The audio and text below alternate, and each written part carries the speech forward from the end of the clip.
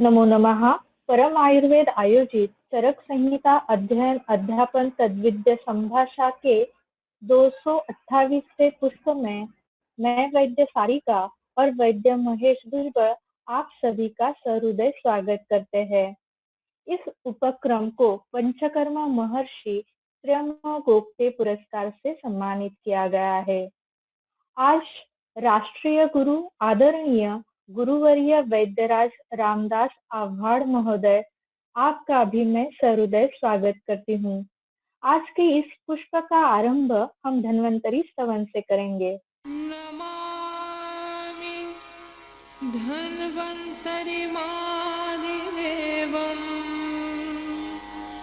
सुरासुरैर्वन्दितपादपद्मम्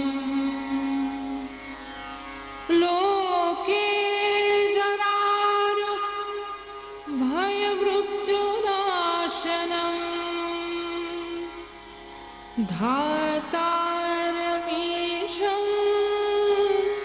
विविधौषधीनाम्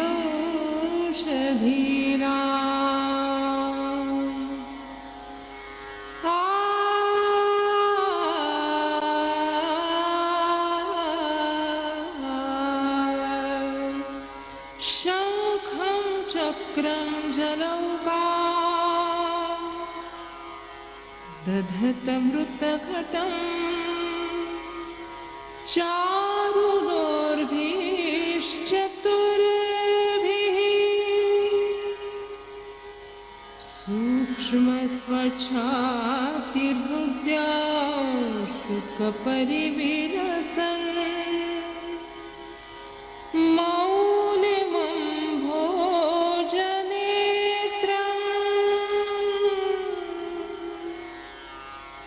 कालाम्भोदोज्ज्वलाङ्गम् कटितटविलसत् चारुपीताम्बराढ्यम्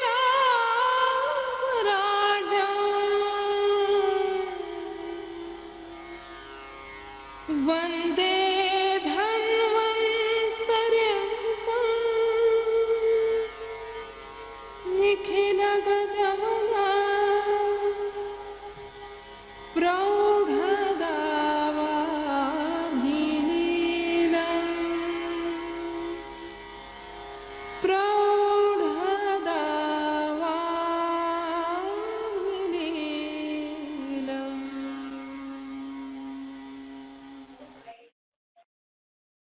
धन्वंतरी देवता को नमन करके व्याख्यान का आरंभ करते हैं।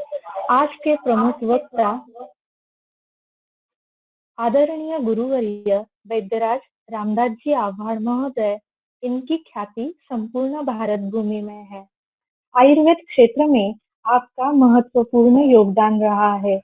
आपके इस अद्भुत कार्य को ध्यान में रखकर आपको कई सारे सम्मान भी प्राप्त हुए हैं।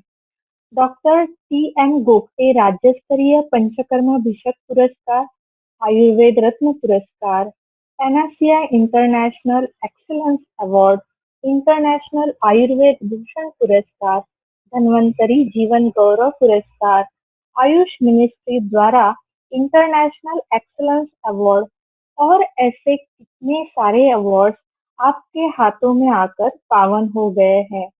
आप महाराष्ट्र आयुर्वेद महासम्मेलन के अध्यक्ष है एवं प्रभा आयुर्वेद फाउंडेशन के उपाध्यक्ष भी है। आपके 100 से अधिक शोध निबंध प्रकाशित हुए हैं। 300 से अधिक निःशुल्क आयुर्वेद चिकित्सा शिविर में आपका सहभाग रहा है। 26 सालों में 1000 से अधिक छात्रों पर आपकी कृपा दृष्टि रही है और इन छात्रों के आयुर्वेद प्रवास में आप पथदर्शक रहे हैं। आपका सामाजिक और आध्यात्मिक क्षेत्र में कार्य आपके बहुआयामी व्यक्तित्व को प्रदर्शित करता है। परम आयुर्वेद का सौभाग्य है कि हम आपसे जुड़े हैं। आपका आशीर्वाद और मार्गदर्शन सभी वैद्यों तथा छात्रों के लिए नव विचारों के प्रति प्रेरित करता रहता है। बिना समय व्यतीत किए मैं अत्यंत विनम्रता से आपसे अनुरोध करती हूँ कि आज आप हमें गर्भावस्था और आयुर्वेद इस महत्वपूर्ण विषय पर विवेचन करें। धन्यवाद।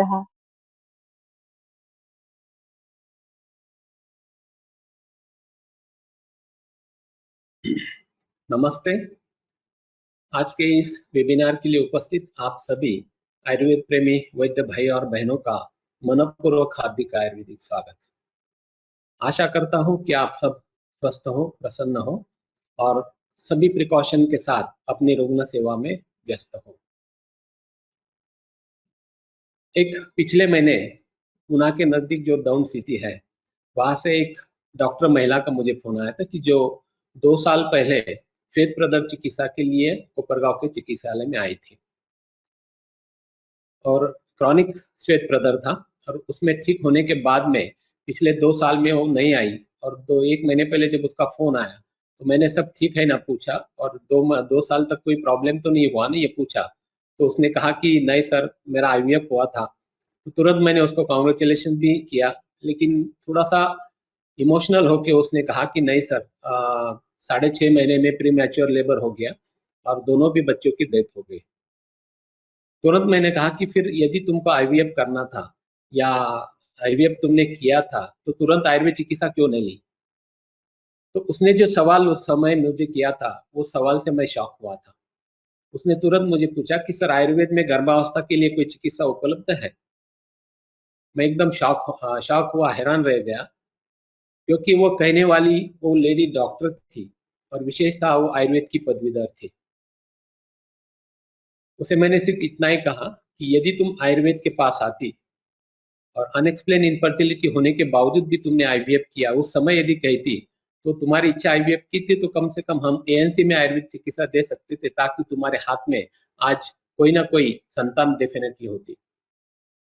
पूरा दिन इसी विचार में अन्य रुग्णों की तपासनी में चला गया। पूरे दिन मैं सोचता रहा कि आयुर्वेद का कितना ही दुर्भाग्य है कि हमारे ही वैद्यों को आयुर्वेद में क्या पोटेंशियल है, आयुर्वेद में किस किस प्रकार के उपचार होते हैं, इसी की जानकारी नहीं है।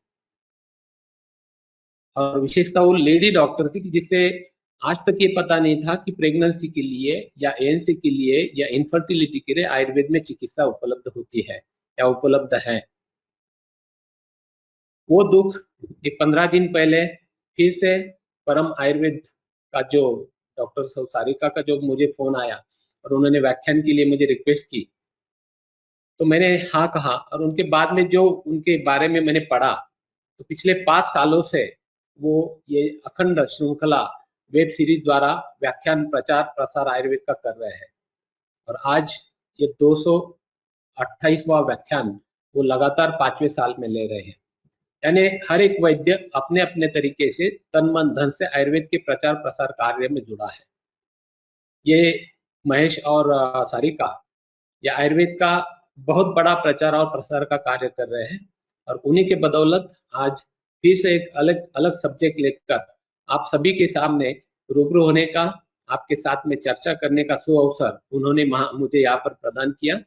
इसलिए मैं उन दोनों को साधुवाद देता हूँ और श्री धन्वंतरी से मैं विनम्र प्रार्थना करता हूँ कि उनकी असीम कृपा उन दाम्पत्य के ऊपर और आज उपस्थित सभी वैद्यों के ऊपर हमेशा बनी रहे। 2017 की बात है। उस समय न्यूयॉर्क से रात को 11:30 बजे मुझे एक एनआरआई का फोन आया और उसने क्या ना आस्क वन क्वेश्चन प्लीज, ऐसा मुझे कहा। तो मैंने तुरंत उसको यस यू कैन ऐसे बोला। तो उसने मुझे कहा कि सर, आयुर्वेद में गर्भ मेंटेन होने के लिए या गर्भ रहने के लिए कोई ट्रीटमेंट अवेलेबल है। आपको वो अनुभव आया होगा कि कई पेशेंट हमेशा हमें पूछते हैं कि क्या आपके आयुर्वेद में इसके लिए क्या है। इस कोरोना पैंडेमिक में तो कई हजारों पेशेंट ने पूछा होगा कि आपके आयुर्वेद में कोरोना के लिए कुछ नहीं है क्या।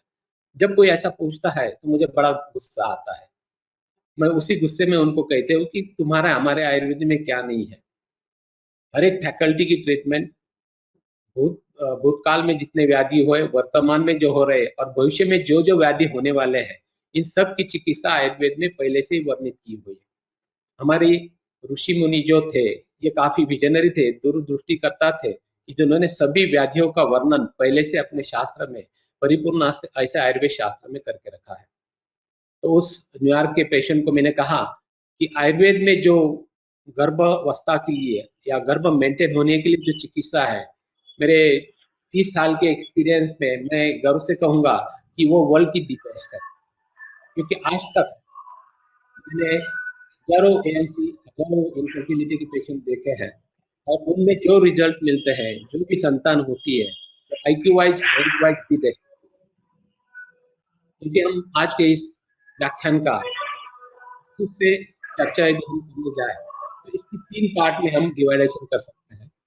नंबर 1, गर्भ स्थापना होने के पूर्व औषधि चिकित्सा या प्रीनेटल केयर या गर्भावस्था चिकित्सा या औषधि है, जिसे हम एंटीनेटल केयर कहेंगे। और तीसरी प्रसूति उत्तर प्रसूति उत्तर औषधि चिकित्सा या योजना, जिसे हम पोस्टनेटल केयर कहेंगे। तो एक एक के हम कुछ एक्सपीरियंस, मेरे प्रातिनिधिक रूप में कुछ जो अनुभव है, ये मैं आपके सामने करना चाहूंगा। तो सबसे पहले गर्भ स्थापना के पहले जो औषधि चिकित्सा होती है, वो भी काफी तारीफ लायक, अभिनंदनीय ऐसे मुझे लगता है। हम हमारे प्रैक्टिस में देखते हैं कि बार बार एबॉर्शन होना, जिसे आधुनिक शास्त्र में हैबिचुअल एबॉर्शन कहते हैं या स्पॉन्टेनियस एबॉर्शन कहते हैं। ऐसे ज्यादातर महिला ये पित्त प्रकृति की होती है और इनकी हिस्ट्री यदि हम देखते हैं तो इनको बचपन में या तारुण्यावस्था में चिकन पॉक्स, जिन्हें हम कांजियां कहते हैं या माताएं कहते हैं, इसका इन्फेक्शन हुआ होता है। और आधुनिक शास्त्र के अनुसार यदि इनमें हम टॉर्च टेस्ट करवाते हैं तो उनमें रुबेला, हर्पीज या सीएमई का इन्फेक्शन ही पॉजिटिव आता है। तो गर्भ स्थापन पूर्व जो चिकित्सा होती है, जो औषधि योजना होती है, उसके बारे में हम चर्चा करेंगे। बार बार गर्भपात होना या गर्भ की फिटल ग्रोथ न होना, जिसे मॉडर्न साइंस में हैबिचुअल एबॉर्शन या स्पॉन्टेनियस एबॉर्शन कहा है, उसके लिए मॉडर्न साइंस में कोई भी चिकित्सा उपलब्ध नहीं है। रोमाइसिन या टॉर्सनिल जैसे गोलियां 9 महीने तक खाने के बाद में भी फिर से बार बार एबॉर्शन होने वाले 1000 से ज्यादा पेशेंट मैंने मेरे प्रैक्टिस में देखे हैं। लेकिन आयुर्वेद से ऐसे पेशेंट में 100% सक्सेस दे सकते हैं। ऐसे भी 1000 से ज्यादा पेशेंट मैंने मेरे 33 इयर्स के प्रैक्टिस में देखे हैं। कई बार आजकल जो IT कपल होते हैं या एजुकेटेड पीपल होते हैं, वो हमें सुदृढ़ और होशियार संतति चाहिए, इसके लिए आयुर्वेद के पास आते हैं और सभी शोधन कर्म के बाद एक होशियार और सुदृढ़ संतति पाकर वो खुशी से अपना जीवन बिताते हुए मेरे साथ भारतवर्ष के कई वैद्यों ने यह अनुभव किया होगा। कई बार देखते हैं एनोमली स्कैन मिलते हैं या 1 बार, 2 बार, 3 बार, और फिर कैरियोटाइपिंग जेनेटिक स्टडी की जाती है और उनमें कैरियोटाइपिंग में विकृति मिलती है। पर आगे क्या करना है कुछ एडवाइस नहीं करते हैं और विमनस्क स्थिति में, कंफ्यूज स्टेट में वो कपल कई जगह पे ट्रीटमेंट लेते हुए अपना अपयशी दौरा चालू रखते हैं। तो ऐसी स्थिति में भी आयुर्वेद से उपशम दे सकते हैं या ड्रामेटिक चेंजेस या ड्रामेटिक रिजल्ट हम दे सकते हैं। ऐसे भी 6 पेशेंट मैंने मेरे प्रैक्टिस में देखे हैं। पिछले फरवरी की ये केस है। फरवरी 2020 पुणे के एक IT कपल शिरडी के लिए दर्शन के लिए आए थे और फिर आयुर्वेद का पता मिलने के बाद कोपरगांव के चिकित्सालय में आए। उनकी हिस्ट्री में उसे 3 बार प्रेगनेंसी रह चुकी थी, लेकिन तीनों ही बार एनोमली स्कैन में फीटस में एनोमलीज निकली थी, जबकि पहले में लिवर रिलेटेड थे, सेकंड में किडनी रिलेटेड थे और थर्ड प्रेगनेंसी में फीटस को हेड ही नहीं था।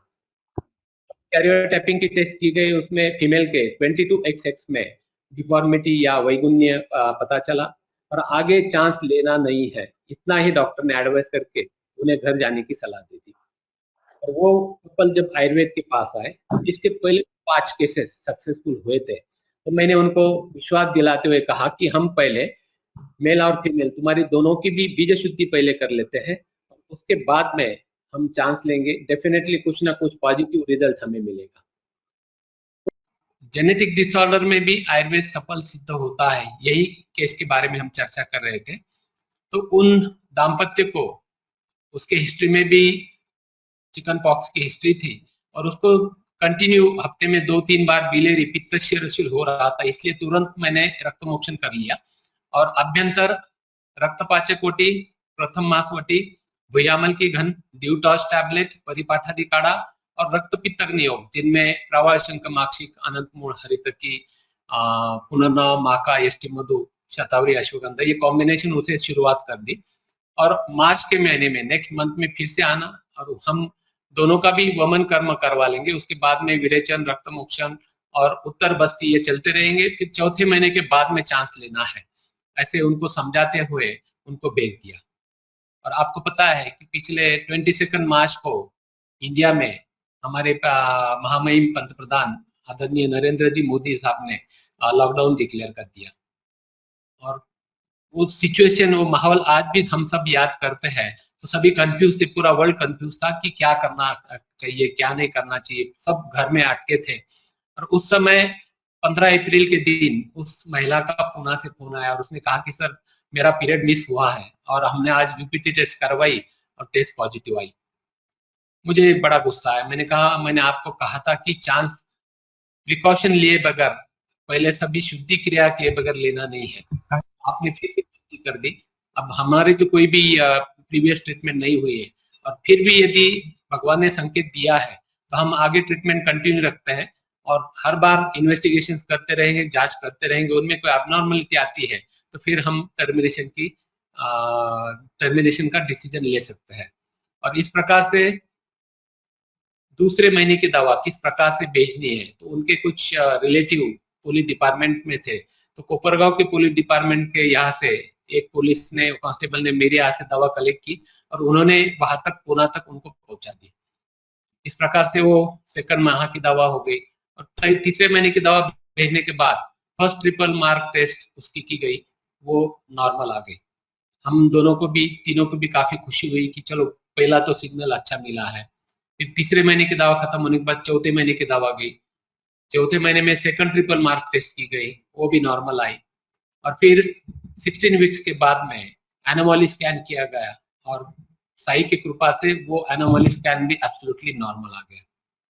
वहां पे जो कंसर्निंग गायनेकोलॉजिस्ट थे उनको हर बार वो दिखाते थे और जो फाइंडिंग जो मुझे बताते और उसके हिसाब से मैं यहाँ से चिकित्सा भेजता था। और उनको एक स्ट्रिक्ट इंस्ट्रक्शन दिया था कि not a single tablet, modern की एक भी गोली लेना नहीं है। यदि तुम लेते हो तो वो ट्रिगर पॉइंट साबित होगा, फिर से कुछ ना कुछ हो सकता है, इसलिए मॉडर्न ट्रीटमेंट लेना नहीं है। और फिर एनोमली स्कैन जब नॉर्मल आया तो कंसर्निंग गायनेकोलॉजिस्ट ने कहा कि तुम्हारी पहले 3 इंसिडेंट देखते हुए हमें एमनियोसेंटेसिस करनी चाहिए, सिर्फ एनोमली स्कैन के ऊपर डिपेंड नहीं रहना है।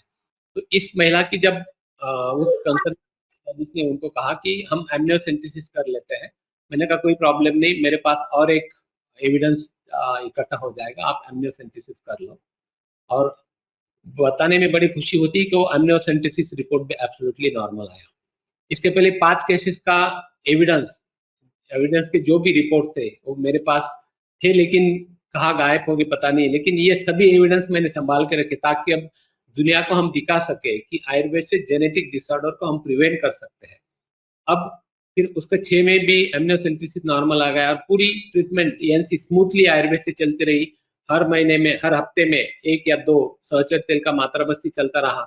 और 9 मंथ कंप्लीट होने के बाद में प्रेस्टिजियस प्रेगनेंसी थी, इसलिए उन्होंने सीजर प्लान किया। मैंने कहा कोई बात नहीं, आप सीजर कर लो। और सीजर करने के बाद में एक सुंदर से पुत्र को उसने अभी नवंबर 20 में जन्म दिया। यानी आयुर्वेद से ऐसे भी होता है, ये भी संभव हो सकता है, ये इससे प्रूव हुआ। अब कहने का मेरा मतलब ये ही है कि एक भी केस यदि सफल होती है तो एक आशा का किरण, उम्मीद की किरण हम विश्व को दे सकते हैं। ऐसे 6 केसेस का डाटा मेरे पास है।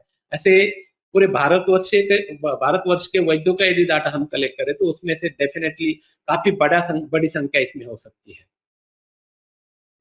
एक 3-4 साल पहले अकोला से एक महिला जो कि 37 वर्ष की उम्र की थी, वो स्थूलता की चिकित्सा के लिए क्लिनिक में आई थी।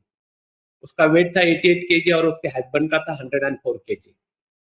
उसकी जब हिस्ट्री मैंने ली तो वो हिस्ट्री सुन के आई वाज शॉक, क्योंकि तब्बल 12 बार उस महिला ने आईवीएफ करवाया था और 12 बार आईवीएफ करने के बाद में भी उसे प्रेगनेंसी रहती थी, 6-7 वीक्स की ग्रोथ प्रेगनेंसी रहती थी, लेकिन आगे फीटल पोर या कार्डियक एक्टिविटी उनमें शुरू नहीं होती थी और फिर टर्मिनेट हो जाता था या 2 या 3 बार उनको डीएनसी भी करनी पड़ी थी। एक्चुअली उसको बायलैटरल ट्यूबल ब्लॉकेज थे और हस्बैंड का काउंट ये 1 मिलियन यानी एज लाइक एज अजोस्पर्मिया था, इसलिए उन्होंने आईवीएफ स्टार्ट किया था।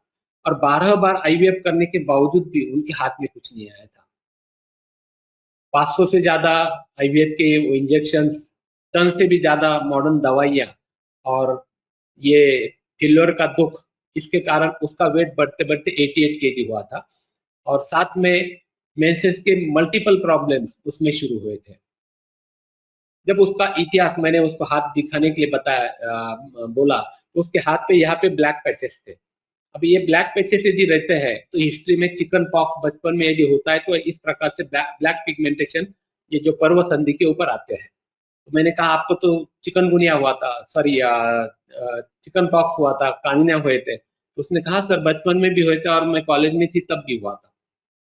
तो मैंने कहा यही एक मेन कारण है, यदि तुम आयुर्वेद के पास आती तो तुम्हारे हाथ में आज कुछ ना कुछ होता। तो तुरंत बड़ी उम्मीद के साथ दोनों मियाँ बीवी ने मेरे तरफ देखा और पूछा, यानी मैंने कहा आयुर्वेद में इसकी ट्रीटमेंट है, मॉडर्न में इसकी ट्रीटमेंट नहीं है। यदि आयुर्वेद के तुम यदि प्रिपरेशन पहले कर लेते और फिर आईवीएफ यदि करते तो डेफिनेटली तुम्हें आज कुछ ना कुछ संतान होती। तुरंत उन दोनों ने एक ही साथ कहा कि सर फिर हमें स्तौले की ट्रीटमेंट नहीं करनी, हमें यही ट्रीटमेंट करनी है। तो मैंने कहा आपको ट्यूबल दोनों भी ट्यूब नहीं है, इसलिए फिर से 13th टाइम 13वीं बार आपको आईवीएफ करना पड़ेगा। उन्होंने कहा सर करेंगे। तो मैंने कहा ठीक है। और उसी महीने से 3 महीने की प्रिवेंशन की जो ट्रीटमेंट होती है, ये इन्फेक्शन इरेडिकेट करने की जो ट्रीटमेंट होती है, ये हमने शुरू की। इनमें सबसे पहले मैं महातिक्त घृत 100 मिलीग्राम ये वर्धमान मात्रा में देता हूँ। 1 चम्मच, 2 चम्मच, 3 चम्मच, 4 चम्मच, 5 चम्मच, 6वें दिन जितना बचता है उतना लेना है और 7वें दिन विरेचन लेना है। उसके बाद में रक्तमोक्षण किया जाता है और हर महीने एक ही फलग्रुप का उत्तर बस्ती, एक ही उत्तर बस्ती हम करते हैं, 3-3, 4-4, 5-5 नहीं करते हैं।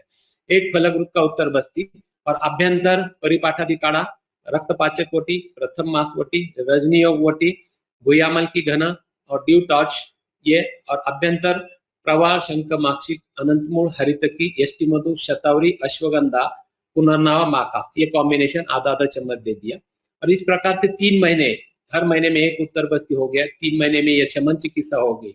और फिर चौथे महीने में उत्तर बस्ती करने के बाद उसको कहा कि अब जाकर उस गायनेकोलॉजिस्ट को मिलो और अब तुम आईवीएफ करवा सकते हो। दूसरे दिन वो नासिक चले गए। नासिक में उस गायनेकोलॉजिस्ट को उन्होंने जब बताया तो उस गायनेकोलॉजिस्ट ने उनसे नंबर लेके मुझे फोन किया और उन्होंने कहा कि इट इज नॉट पॉसिबल, क्योंकि इस महिला में एंडोमेट्रियम की भी प्रॉब्लम है और उसको टॉर्च का भी इन्फेक्शन है, तो ये नहीं मेंटेन नहीं हो पाएगा, तो करने में कोई मतलब नहीं है। तो मैंने उनको कहा मैडम जो भी था वो आयुर्वेद से हमने किया है and I am damn sure about my pathy, तो तुम 13वीं बार करो, जो भी होगा उसके लिए मैं जिम्मेदार रहूंगा। तो मैडम ने कहा ठीक है, मैं देखती हूँ। फिर उन्होंने दूसरे दिन टोटल उसका लैब इन्वेस्टिगेशन, बॉडी प्रोफाइल करवा लिया और खुद उन्होंने मुझे फोन करके कहा कि यस डेफिनेटली चेंज इन हर, उसके रिपोर्ट्स में काफी बदलाव आए हैं तो हम कर सकते हैं। मैंने कहा करो। और उस प्रकार से उस महीने में उन्होंने एम्ब्रियो ट्रांसफर किए और उस दिन से लास्ट तक नॉट अ सिंगल टैबलेट मैंने उनको लेने दी। उस गायनेकोलॉजिस्ट को मैंने पहले ही कहा था कि सिर्फ एम्ब्रियो ट्रांसफर तुम करना है, आगे कोई भी मॉडर्न ट्रीटमेंट हम नहीं देंगे, क्योंकि 12 बार आपको चांस मिला है, एक चांस आयुर्वेद के लिए चाहिए। और उन्होंने भी वो एक्सेप्ट किया। तो दाम्पत्य ने भी उसके बाद में एक भी मॉडर्न गोली नहीं ली। 5 हफ्ते के बाद में जब उसकी एचसीजी लेवल की गई, वो 600 समथिंग आई, यानी प्रेगनेंसी उसे थी। और 6 वीक्स के बाद में फर्स्ट अल्ट्रासोनोग्राफी उसकी की गई, उसमें cardiac foetal pole and cardiac pulse, cardiac pole and cardiac activity seen, ये फर्स्ट टाइम उसके रिपोर्ट में आया था। यानी पहले 12 बार जो नहीं हुआ था, ये 13वीं बार आयुर्वेद चिकित्सा के बाद में हुआ था। उस गायनेकोलॉजिस्ट को भी काफी खुशी हुई, दाम्पत्य को तो हुई। और उस दिन तो मैं पूरे दिन हवा में था, क्योंकि आयुर्वेद ने कुछ तो भी समथिंग डिफरेंट आयुर्वेद ने उस दिन करके दिखाया था। आगे उसको हर महीने में 4 बार हम सहचर तेल, एक दिन सहचर तेल, एक दिन चंदन वाला का, यानी हफ्ते में 2 बार अनुवासन 30 ml की मात्रा बस्ती, अनुवासन बस्ती चलते रहे। और यही शमन चिकित्सा, मासोन्मास चिकित्सा हर महीने चलती रही। हर बार triple marker first, triple marker second, anomaly scan, फिर कार्डियक डॉपलर स्टडी, ये सब किए गए। Everything was normal. और फुल टर्म होने के बाद में सदर गायनेकोलॉजिस्ट ने मुझे कहा कि प्रेस्टिजियस प्रेगनेंसी है तो हमको प्लान सर्जरी करनी चाहिए। मैंने कहा नो प्रॉब्लम मैडम, आप कर सकती हो। और फिर प्लान सर्जरी करके उस महिला को एक लड़का और एक लड़की हो गई। यानी आयुर्वेद ने असंभव को संभव में परावर्तित करके दिखाया था। तो यह चमत्कार सिर्फ आयुर्वेद में ही संभव है, क्योंकि आयुर्वेद एक परिपूर्ण शास्त्र है। व्याख्यान से पहले ही मैंने जिस न्यूयॉर्क के पेशेंट का जिक्र किया था कि आयुर्वेद में गर्भ मेंटेन होने के लिए कोई चिकित्सा है क्या, तो वो महाशय उन्होंने 2017 के स्टार्ट में मुझे फोन किया था, और उसके बाद में फिर वो यूएसए से पुणे में शिफ्ट हो गए। उन्होंने अनएक्सप्लेन इनफर्टिलिटी थी, हस्बैंड नॉर्मल थे, उसे भी कोई प्रॉब्लम नहीं था, और फिर भी जल्दबाजी में उन्होंने 4 बार आईवीएफ यूएसए में करवाए थे, और चारों भी बार 7-8 वीक्स की pregnancy but no foetal pole, no cardiac activity, और चारों बार उसको टर्मिनेट करना पड़ा था। और फिर पुणे में आने के बाद में किसी ने कहा आयुर्वेद के पास जाते हो, यहाँ पे पुणे में काफी अच्छे गायनेकोलॉजिस्ट है। तो पुणे में 2 अलग अलग जगह पर उन्होंने फिर से 4 बार आईवीएफ किया, चारों भी बार वही हिस्ट्री रिपीट हुई, 6-7 वीक्स की प्रेगनेंसी, नो कार्डियक एक्टिविटी, और फिर टर्मिनेट करने पड़े। और फिर वो अगस्त 2017 में आयुर्वेद के पास आए। उसके हिस्ट्री में भी चिकन पॉक्स की हिस्ट्री थी, तो मैंने कहा हम ये प्रिपरेशन करते हैं, दोनों भी नॉर्मल है, तो आपको नेचुरल प्रेगनेंसी भी रह सकती है। लेकिन वो जो लेडीज थी, वो जो महिला थी, वो काफी एंक्सियस थी, काफी पैनिक थी। उसने कहा सर हमारे पास वेट करने के लिए वक्त नहीं है, आप सिर्फ ये प्रिपरेशन हमको कर दो, हम जो है एम्ब्रियो फ्रीज किए हुए हैं, हमें फिर से 9वीं बार आईवीएफ करना है। मैंने कहा आईवीएफ 9वीं बार तुम कर सकते हो, लेकिन आगे एक भी मॉडर्न ट्रीटमेंट नहीं लेने। 8 बार तुमने एलोपैथी को चांस दिया है, एक बार आयुर्वेद को चांस चाहिए। तो उन्होंने कहा ठीक है, कोई प्रॉब्लम नहीं है। और उस प्रकार से फिर से इस महिला का भी रक्तमोक्षण, विरेचन, 3 फलग्रुत के उत्तर बस्ती, अभ्यंतर, यही एंटीवायरल रक्तपित्तग्न चिकित्सा उसे दी गई। और फिर 4th महीने में उन्होंने आईवीएफ करवाया। फर्स्ट अटेम्प्ट में वो कंसीव हो गई, एचसीजी लेवल ज्यादा आ गई, और फर्स्ट यूएसजी रिपोर्ट भी नॉर्मल आ गया, जिनमें foetal cardiac activity seen, foetal pole seen, ये रिपोर्ट आ गया। और तब से हर महीने में मासोन-मास चिकित्सा, साथ में गर्भ चिंतामणि जो कि डिवाइन फार्मा की है, गर्भ चिंतामणि की 1 गोली रात को, रक्तपाचक, प्रमास, द्विमास, त्रिमास, चतमास, 4th मास, ऐसे मासोन-मास चिकित्सा चलती रही। हर हफ्ते 1 चंदन बला का, 1 सहचर तेल का मात्रा बस्ती चलता रहा। उसे एक बार भी उल्टी नहीं हुई, एक बार भी कमर में दर्द नहीं हुआ, एक बार भी उसको ब्लड प्रेशर नहीं बढ़ा, एक बार भी उसको कमजोरी नहीं लगी, दौर्बल्य नहीं महसूस हुआ। 7 मंथ तक सब रिपोर्ट्स नॉर्मल रहे। बायोमेट्रिकली ट्विंस प्रेगनेंसी थी, दोनों का भी वेट 5 या 10 ग्राम का सिर्फ फर्क रहता था। बराबर 7 महीने तक सभी रिपोर्ट नॉर्मल थे। और मई 18 में मैं यूएसए टूर पे चला गया। उन्होंने हॉस्पिटल फोन किया, उनको पता चला मैं अब्रॉड गया हूँ, तो उन्होंने फिर यहाँ आने के बजाय वहीं पे एक गायनेकोलॉजिस्ट को फिर से दिखाया, जहाँ पे वो रूटीनली चेकअप करते थे। और फिर 8वें महीने की पूरी दवा उन्होंने मॉडर्न ट्रीटमेंट ली, और 9वां महीना लगते ही नासिक के ओपीडी में वो सैटरडे के दिन मॉर्निंग में आए। जब वो आए तो उसने जो रिपोर्ट करके लाए थे, उसमें यूएसजी में पॉलीहाइड्रोएमनियोइड्स ये डायग्नोसिस हुआ, यानी गर्भजल की एएफआई जो ये 20 से आगे बढ़ गया था। और अहम बात ये थी कि उसको हाइपरटेंशन भी शुरू हुआ था। तो मैंने काफी गुस्सा किया, मैंने कहा मैंने आपको पहले ही कहा था कि मॉडर्न ट्रीटमेंट नहीं लेनी है, आपने ये लिया तो ये नतीजा आपने देखा, 1 ही महीने में ये सब प्रॉब्लम आपको शुरू हो गए। तो उन्होंने कहा कि सर हमने फोन किया था, आप यूएसए गए थे। मैंने कहा 15 डॉक्टर्स हॉस्पिटल में थे, आपने ये भी कहा होता कि मुझे आगे की ट्रीटमेंट लेनी है, तो उन्होंने वो ट्रीटमेंट दी होती। उसी गुस्से में मैंने कहा ठीक है 9वें महीने की दवा लेकर जाओ। उसको रात को उस दिन मैंने 9वें महीने की दवा दे दी, और शनिवार को चले गए। और मॉर्निंग संडे के मॉर्निंग में सुबह उसके हस्बैंड का 8 बजे मुझे फोन आया, और उन्होंने कहा कि सर उसको थोड़ा सा वाइट डिस्चार्ज हो रहा है। मैंने कहा कल का ट्रैवलिंग हुआ है तुम्हारा 400 किलोमीटर का, तो शायद उससे होगा, तो उसको आराम करने के लिए बोलो, सब ठीक हो जाएगा। फिर से 9:45 बजे उसका फोन आया कि सर फ्लो काफी ज्यादा है, पूरे कपड़े गीले हो रहे हैं। तो मैंने कहा एक काम करो, वही गायनेकोलॉजिस्ट के पास आप जाओ और चेक करने दो, शायद रक्चर तो नहीं होगी, ये देखना चाहिए। और 11 बजे उसका फोन आता है, सर हम यहाँ आए, उन्होंने देखा, तो उन्होंने पूछा कहीं ट्रैवलिंग हुआ। मैंने कहा कल आपके पास आए थे, आयुर्वेद चिकित्सा हमारी चालू थी। तो बड़े गुस्सा आए, उन्होंने कहा कि इसी के कारण ये प्रॉब्लम आया हुआ है, आप आयुर्वेद ट्रीटमेंट लेते, आप बच्चे की गारंटी मैं नहीं दूंगा, क्योंकि कोई भी प्रॉब्लम आ सकता है। तो मैंने कहा उसको कुछ भी नहीं होगा, उसको बोला सीजर करना है कर ले, दोनों भी बच्चे हेल्दी रहेंगे, यू डोंट वरी। और उसके बराबर फिर उन्होंने डिसीजन दे दिया और साधारण 1 बजे उसका सीजर हो गया। 1:30 बजे उसके हस्बैंड का बड़ी खुशी से मुझे फोन आया और उन्होंने कहा कि सर सीजर हो गया, 2 जुड़वा बच्चे हुए हैं और दोनों भी हेल्दी है। एक का वजन 3,200 था, एक का वजन 300 या 150 था। यानी इतने अच्छे हेल्दी बेबी आयुर्वेद चिकित्सा के बाद में उनको मिले थे। तो मैंने कहा कि एक काम मेरे लिए करो, 1 किलो पेड़े मेरे तरफ से उस डॉक्टर महाशय के दे दो और उनको बोलो कि आयुर्वेद के कारण ये बच्चे बिगड़ने वाले थे, ये ठीक हो गए और उनको वो पेड़ा दे दो। यानी आयुर्वेद से क्या हो सकता है, ये फिर से इस केस से हमें पता चला। एक 2 साल 2.5 साल पहले राहुरी के एक दाम्पत्य एक सुदृढ़ और व्यंग विरहित आपत्ति के हिसाब से विश्वास के आयुर्वेद के पास आए। उनके हिस्ट्री में उस महिला को पहला एक लड़का था जिसे क्लेफ्ट पैलेट था और अपर पैलेट को बड़ा होल था।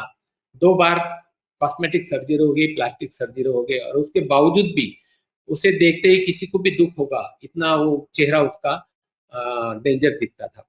सेकंड टाइम प्रेगनेंसी रही, उस समय लिवर में कुछ तो भी प्रॉब्लम था, इसलिए उन्होंने वो टर्मिनेट करवाया। और थर्ड टाइम हमें सुदृढ़ संतति चाहिए, इस विश्वास से वो आयुर्वेद के पास आए थे। उसके हिस्ट्री में भी चिकन पॉक्स की हिस्ट्री थी। उनको मैंने कहा कि हम पहले 3 महीने टीकने की दवा लेंगे और उसके बाद में रहने की दवा लेते हैं। तो उसको मेंसेस की हिस्ट्री पूछी, उसने कहा सर मेंसेस आगे पीछे होते रहते हैं। जब उसकी पल्स मैंने देखी तो उस पल्स में वाटर बलून नाड़ी थी। आप सबको याद होगा कि पुराने पिक्चर में जब हीरोइन कभी चक्कर आके गिरती थी तो डॉक्टर आते थे, जब पल्स देखते थे और कहते थे कि ये तो माँ बनने वाली है। और उस समय वो डायलॉग सुन के हमें काफी हंसी आती थी, लेकिन ये रियलिटी में है। जब हम प्रैक्टिस करते हैं तो ये प्रैक्टिस से आपको ये वाटर बलून नाड़ी जो होती है, प्रेगनेंसी की नाड़ी जो होती है, ये तुम आइडेंटिफाई कर सकते हो। तो ये थी, इसलिए मैंने मेडिकल से यूपीटी किट मंगवाया और हॉस्पिटल में यूपीटी करवाई तो उसके टेस्ट पॉजिटिव आ गए। तो मैंने कहा आपको तो प्रेगनेंसी है, यानी 1.5 महीने की प्रेगनेंसी उसको ऑलरेडी थी। तो मैंने कहा एक तो हमें पहले कुछ भी शरीर शुद्धि करने का चांस नहीं मिला है, तो हो सकता है कि इसमें भी कोई व्यंग निकले, तो डरना नहीं है, हम आगे फिर से उसको 3 महीने चिकित्सा लेके फिर से ट्राई करेंगे। तो वो रोने लगे, उसने कहा कि सर नहीं फिर अभी टर्मिनेट करवा देते। तो मैंने कहा ईश्वर ने तुम्हें संकेत दिया है और ईश्वर ने ही तुमको आयुर्वेद के पास भेजा है, तो डेफिनेटली इसके पीछे कुछ ना कुछ होगा। तो हम चिकित्सा लेते हैं, एनिमल स्कैन में कुछ आएगा तो हम फिर डिसाइड करेंगे। तो उसको दूसरी माह की दवा दे दी, उसमें द्विमास वटी थी, गर्भपाल रस था, रक्तपाचक वटी थी, ड्यूटॉश थी और यही रक्त पित्तंग चिकित्सा जिनमें प्रवाह शंकर माक्षिक अनंत मूल हरित की मधु शतौरी अश्वगंधा, ये कॉम्बिनेशन उसे दे दिया। सांडू का प्रेगेटोरो सिरप 2 चम्मच 2 बार लेने के लिए कहा और हफ्ते में 2 बार चंदन बाला तेल का 30 ml का मात्रा बस्ती हफ्ते में 2 बार लेने के लिए कहा। तो दूसरा महीना स्मूथली पास हो गया। तीसरे महीने की चिकित्सा के लिए आई और तीसरे महीने की दवा उसे दे दी और जाने के बाद में फर्स्ट ट्रिपल मार्कर टेस्ट हमने करवाई जो एबनॉर्मल आई। मुझे भी बड़ा दुख हुआ और वो तो रोने लगी। फिर से उसको समझाया कि आगे हम देखते हैं, आगे चिकित्सा कंटिन्यू करनी है। फिर तीसरी माह की चिकित्सा हो गई। चौथे महीने में सेकंड ट्रिपल मार्कर टेस्ट की, वो भी हाई रिस्क आ गई। फिर चौथे महीने में सोनोग्राफी करवाई तो उसमें बावेल फिटल में बावेल लुप्स आ गए। अब यदि बावेल लुप्स फिटस के इंटेस्टाइन में दिखते हैं तो ज्यादातर डाउन सिंड्रोम के बेबी के चांसेस होते हैं। यानी तीनों भी रिपोर्ट्स टोटली अगेंस्ट थे और फिर भी हमने वेट किया। हमने कहा कि हम वेट एंड वॉच करते हैं, एनोमल स्कैन देखते हैं और फिर 18 वीक्स में उसकी यूएसजी करवाई गई और एनोमल स्कैन एब्सोल्युटली नॉर्मल आया। जो कि चौथे महीने में बाउल लूप थे ये भी क्लियर हुए थे। उन्होंने कहा कि वैसे तो अब नहीं दिख रहा है, यानी तब तक आयुर्वेद चिकित्सा का उपशय मिल चुका था, यानी रिजल्ट मिल चुका था। फिर भी हमने बाबा का नाम लिया और हमने कहा कि जो होगा वो अच्छा ही होगा, कंटिन्यू रखते हैं। और पूर्ण ट्रीटमेंट आयुर्वेद से होकर नॉर्मल डिलीवरी होकर उसने एक सुंदर से पुत्री को जन्म दिया। आज वो लड़की 2.5 साल की है, एक्स्ट्रा ब्रिलियंट है, एक्स्ट्रा स्मार्ट है और हेल्थ वाइज अभी जस्ट 15 दिन पहले वो उसके पिताजी उसके माँ को लेकर आए थे। तो उन्होंने जब उसके फोटोग्राफ दिखाए, एक फॉरेन लड़की जैसे वो लड़की दिखती है और उन्होंने कहा कि सर आज तक एक बार भी उसे शादी ठीक भी नहीं आई है। हमारे घर में सभी को कोरोना होता है। इसके बड़े भाई जो 2 साल से बड़ा है उसको भी कोरोना हुआ था, ये हमारे साथ सोती थी, हमारे साथ खाती थी, फिर भी इसे कोरोना की कोई भी लागत नहीं हुई, इन्फेक्शन नहीं हुआ, संसर्ग नहीं हुआ, जबकि उसकी भी उन्होंने टेस्ट करवाई थी, वो टेस्ट भी निगेटिव आई थी। यानी 9 महीने उस माँ के पेट में रहने के बाद एक अलग सी इम्यूनिटी साथ में उसके शरीर में आई थी। यानी आयुर्वेद से ऐसे विक्रमी चमत्कार हो सकते हैं, यही इससे प्रूव होता है। अब हम गर्भावस्था के बाद में जो आयुर्वेद चिकित्सा होती है, जो योजना होती है, उसके बारे में चर्चा करेंगे। प्रेगनेंसी में हमेशा उल्टियाँ होना या एब्डोमेन पेन होना, कमर में दर्द होना, बद्धकोष्ठता होना या दुर्बलता होना, ये लक्षण तो कॉमन होते हैं। लेकिन आजकल रक्तदाब बढ़ना, जिसे जेस्टेशनल हाइपरटेंशन कहते हैं, या डायबिटीज होना, जिसे जेस्टेशनल डायबिटीज कहते हैं, ये भी 10 महिला में से 5 महिला में आजकल दिखाई देने लगा है। लेकिन आयुर्वेद चिकित्सा यदि होती है, तो इनमें ये प्रॉब्लम कभी भी नहीं आते हैं। No gestational diabetes, no gestational hypertension, abdomen pain होता नहीं, बैकएक होता नहीं, कॉन्स्टिपेशन होता नहीं, या उल्टियाँ होती नहीं, थकान महसूस होती नहीं है, और 9 मंथ तक पूरे वर्किंग में वो महिला रहती है, इतनी पेनलेस और स्मूथ एएनसी चलती है। कई बार मॉडर्न साइंस में हर बार ट्रिपल मार्कर टेस्ट करवाई जाती है। मेरे करीबन 4,500 पूसोन मेरे 2010 तक थे, और तब भी और आज आज तक करीबन 2000 से ज़्यादा एएनसी हो चुकी है। कभी भी मैंने किसी भी पेशेंट में ट्रिपल मार्कर टेस्ट नहीं की है। मेरा कहना एक ही है कि यदि मॉडर्न साइंस में उसकी चिकित्सा नहीं है, तो फिर अज्ञान में सुख होता है। ट्रिपल मार्कर टेस्ट करके कुछ ट्रीटमेंट नहीं होती है, तो फिर वो क्यों करना है? हो सकता है कि 1000 में एक आध में एनोमली निकलती है और उनको दुख होता है, लेकिन 999 दाम्पत्य उसमें सफर होते हैं। लेकिन ऐसे भी 5 केसेस मैंने देखे हैं कि जिनमें ट्रिपल मार्कर में एब्नॉर्मलिटी आई और बाद में वो बच्चे नॉर्मल निकले। नांदेड़ की एक महिला थी जिसके 4 अबॉर्शन हो चुके थे। वो महिला, वो भी बीएमएस पदवीधर थी, और ये सब प्रिपरेशन के बाद में 5वें बार उसको प्रेगनेंसी रही। एएनसी स्मूथली चलती रही। वहाँ नांदेड़ में गायनेकोलॉजिस्ट को दिखाते थे। उन्होंने उसको फर्स्ट ट्रिपल मार्कर टेस्ट बोली, मैंने उसका फ़ोन आया, मैंने कहा कोई ज़रूरत नहीं करने की। जब आयुर्वेद चिकित्सा होती है तो कोई प्रॉब्लम नहीं आता है। सेकंड ट्रिपल मार्कर भी की नहीं, और दुर्भाग्यवश एनोमली स्कैन में फीटल बाउल लूप उसमें आए। तो उन्होंने कहा कि बच्चा डॉन बेबी है, और मैंने तो तुमको कहा था ट्रिपल मार्कर, तुम किसी भी आयुर्वेद का सुनते हो, उनको कुछ पता नहीं होता है। काफ़ी उल्टा-पुल्टा उनको बोल दिया। उस दिन मैं शिरडी के साईनाथ हॉस्पिटल में, गुरुवार के दिन शिरडी के साईनाथ हॉस्पिटल में था। तो मैंने कहा आयुर्वेद चिकित्सा से तो भी ऐसा नहीं होता है। फिर भी मैं सोचता हूँ क्या करना है। आँख बंद करके बाबा को याद किया, बाबा ने सिग्नल दिया कि कोई प्रॉब्लम नहीं आएगा। और गुरुवार के दिन मैंने आज तक 100 से भी ज़्यादा चमत्कार देखे, उनमें से ये इसको भी मैं एक चमत्कार मानता हूँ। फिर एक दूसरे नांदेड़ में मेरे एक विद्यार्थी मित्र से फ़ोन करके, कोई पेडियाट्रिक सोनोलॉजिस्ट है क्या? इंक्वायरी की, तो एक का पता चला, उनके पास मैंने उसको सोनोग्राफी के लिए भेज दिया, और उनका यूएसजी रिपोर्ट नॉर्मल आ गया। तो फिर मैं उस सोनोलॉजिस्ट से मैंने बात की कि मैंने कहा कि पहले एक सोनोग्राफी में उसको फीटल बाउल लूप आए हैं, तो आपको ये नॉर्मल लगा क्या? तो उन्होंने कहा सर मैं फिर से एक बार चेक करता हूँ, और उन्होंने फिर से चेक करने के बाद, अब जब मैंने ये शंका उपस्थित की, तो उन्होंने भी फिर क्वेश्चन मार्क उसके आगे लगा दिया। उन्होंने कहा sir I am not damn sure, but थोड़ा-सा मुझे भी अब लग रहा है। तो उसके हस्बैंड जो जो थे, उन्होंने कहा सर आगे क्या करना है? मैंने कहा आगे चलते रहेंगे, देखते हैं, अभी जो होगा सो होगा। और उन्होंने भी कहा कि सर जो भी होगा उसको एक्सेप्ट करने की हमारी तैयारी, हमारा माइंड प्रिपेयर्ड है। पूरी ट्रीटमेंट होती रही है, और नॉर्मल डिलीवरी होके एक लड़की को उन्होंने जन्म दिया, और she was totally absolutely normal. Down baby नहीं थी, mentally, IQ wise, health wise absolutely normal है। तब ये रियलाइज हुआ कि कभी-कभी रिपोर्ट भी झूठ साबित हो सकते हैं। सेम उदाहरण उमरिया एमपी के एक डॉक्टर प्रदीप करके है, उनके 6 अबॉर्शन हो चुके थे। चिकन बॉक्स की स्थिति, 7वें बार रोते हुए आए, और उन्होंने कहा सर हम बड़ी उम्मीद के साथ साईं के पास आए हैं, और बाबा ने आपका नाम दिया है, तो हमें आप कुछ ना कुछ खुश कीजिए। तो उसके भी 3 महीने की प्रिपरेशन के बाद में चौथे महीने में प्रेगनेंसी रही, सेकंड मास की सब दवा चलती रही, और उसे कोई भी प्रॉब्लम नहीं था। 7वें महीने तक सब कुछ नॉर्मल था, एनोमली स्कैन में भी कुछ नहीं था, और 7 एंड हाफ में जब फीटल कलर डॉपलर टेस्ट करवाई गई, तो उसमें फीटल सेरेब्रल इनसफिशिएंसी ये डायग्नोसिस निकला।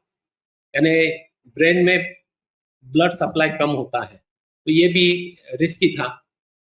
तो मैंने कहा एक किसी गायनेकोलॉजिस्ट का ओपिनियन ले लिया। उन्होंने वहाँ के एक लेडी जो कि सीनियर मोस्ट गायनेकोलॉजिस्ट थी, उनका ओपिनियन ले लिया और उन्होंने भी कहा कि हम कुछ नहीं कह सकते और कुछ टर्मिनेट भी नहीं कर सकते।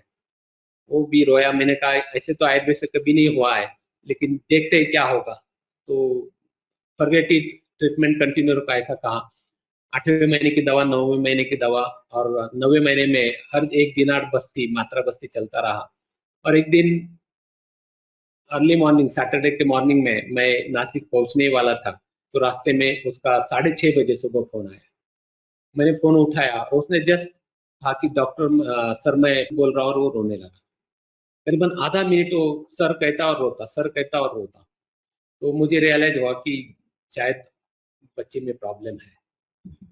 और फिर मैंने उसको समझाया कि जो होता है अच्छे के लिए होता है, तो टेंशन मत ले, आगे हम आयुर्वेद चिकित्सा करेंगे, उसको मेंटली बराबर नॉर्मल कर सकते हैं, 6 साल तक हमारे पास चांस है। तो फिर थोड़ा सा आधा 1 मिनट के बाद वो संभल गया और उसने फिर हंसते हुए कहा कि नहीं सर, लड़की हुई है, मुझे बेटियां हुई है और वो टोटली नॉर्मल है सर, उसमें कोई भी प्रॉब्लम नहीं है। मैंने कहा तुझे कैसे पता? उसने कहा सर मैंने एक पीडियाट्रिशियन को दिखाया, उन्होंने सब जांच किया और उन्होंने कहा कि चीज टोटली नॉर्मल, कोई प्रॉब्लम नहीं है। यानी सेरेब्रल इनसफिशियंस का रिपोर्ट जो 7.5 में डायग्नोस हुआ था, आयुर्वेद चिकित्सा थी, तो वो कोई प्रॉब्लम नहीं, ये भी नॉर्मल हुआ। कई बार हमें ऐसे भी देखने को मिलता है कि यदि फीटस की सोनोग्राफी करते तो उनमें रिनल हाइड्रोनेफ्रोसिस फीटस में दिखता है, और उसका कारण पीयूजी जंक्शन में यूरेटरिक स्ट्रक्चर एक डायग्नोसिस होता है कि जो कंजेनिटल उसमें आता है। तो इनमें भी ऐसे भी मैंने 7-8 केसेस देखे, बाद में डिलीवरी के बाद में वो प्रॉब्लम अपने आप सॉल्व होते हुए मैंने देखा है। तो कंक्लूजन यही निकलता है कि यदि आयुर्वेद एएनसी है, आयुर्वेद गर्भावस्था की चिकित्सा है, तो उनमें फिजिकल प्रॉब्लम या कोई भी एनोमली प्रॉब्लम नहीं आते हैं। यदि निकलते भी है तो आयुर्वेद चिकित्सा से टोटली रिकवर होते हैं, मैं कह सकता हूँ। इन शॉर्ट, आयुर्वेदिक एएनसी विश्व में नंबर 1 है। ये मेरे 33 इयर्स के एक्सपीरियंस से मैं दावे के साथ कहना चाहता हूँ। उस गर्भिणी के जो शारीरिक या मानसिक दुर्बलता होती है, शारीरिक मानसिक तकलीफ होती है, और उसके कारण उसके घर वालों को जो तकलीफ होती है, और सबसे अहम उनका जो पैसा बचता है, ये यदि हम सोचते हैं, तो मैं आदरणीय मोदी सर से विनती करना चाहूंगा कि यदि हम आयुर्वेद एएनसी कंपलसरी हर एक फैमिली में करते हैं, तो जो भी आगे की संतान रहेगी वो IQ wise, health wise the best रहेगी, और वो संतान आयुर्वेद भारत को विश्व में नंबर 1 बनाएगी, ये मैं दावे के साथ कहता हूँ। अब शिरडी के एक 7-8 साल पहले की बात है। शिरडी के एक उच्च गुरु घराने की एक मारवाड़ी परिवार से एक महिला जस्ट सलाह के लिए एक क्लिनिक में आई थी। उससे बात करते हुए उन्होंने कहा कि मुझे 2 लड़कियां हैं सर, और दोनों भी बार सीजर हुआ है, और दोनों भी टाइम मेरा बीपी हाई होता था, उल्टियां होती थी, और दोनों भी एएनसी के दरमियान 9 मंथ तक मैं आईवी पे थी, यानी बेड रिडन थी। कंटिन्यू बीपी बढ़ता था, और मुझे आज भी वो याद आता है तो मेरे शरीर पे रोंगटे खड़े होते हैं। बहुत तकलीफ वो मैंने सही है। यानी वो 2 एएनसी के समय उसे कितनी तकलीफ थी, ये उससे बातों से पता चलता था। तो मैंने कहा फिर आगे क्या है? उसने कहा लेकिन सर सासू माँ की इच्छा है कि मैं तीसरा चांस ले। मैंने कहा 2 बिटियां हैं, 2 लड़कियां जिसको होते हैं वो काफी भाग्यशाली होते हैं, तो यदि आपको 2 बिटियां हैं तो तीसरा चांस लेने की क्या जरूरी है? उन्होंने कहा कि नहीं, सासू माँ की इच्छा है, और उनकी इच्छा देख देख के सुन सुन के अभी मुझे भी इच्छा होने लगती है। तो क्या आयुर्वेद से कुछ हो सकता है? कि मैंने कहा आयुर्वेद से सब कुछ हो सकता है। तो फिर उन्होंने कहा कि सर मैं कल से ट्रीटमेंट के लिए आती हूँ। दूसरे दिन वो ट्रीटमेंट के लिए आई, योग बस्तिक्रम हुआ, विरेचन हुआ, रक्तमोक्षण हुआ, और अभ्यंतर उस महीने में बल्ले चिकित्सा दे दी, और उसी महीने में उसने कंसीव कर लिया। फिर दूसरे महीने की दवा, उनमें गर्भपाल रस, द्विमास वटी, रक्तपाचक वटी, और स्ट्रेस ना ले इसलिए स्वर्ण ब्राह्मी वटी रात को एक गोली दे दी, प्रेग्यूटेरो सिरप दे दिया, और वीकली 2 बार, एक दिन चंदन बला, एक दिन सहचर तेल का मात्रा बस्ती लेना है, ये उसे बता दिया। 2 महीने उपरांत जब वो आई, तो ना तो उसको उल्टी थी, ना कभी नॉसिएटिक फीलिंग हुई, ना तो उसका ब्लड प्रेशर कभी बढ़ा, ना उसका कमर में कभी दर्द हुआ, और ना ही उसे कभी लेटना पड़ा। वो काफी खुश हुई। फिर भी उसने प्रश्न किया सर आगे तो नहीं बढ़ेगा ना? तो मैंने कहा बिल्कुल नहीं बढ़ेगा, क्योंकि इसके पहले तुम्हें आयुर्वेदिक चिकित्सा नहीं थी। और फिर हर महीने की चिकित्सा वो लेती गई।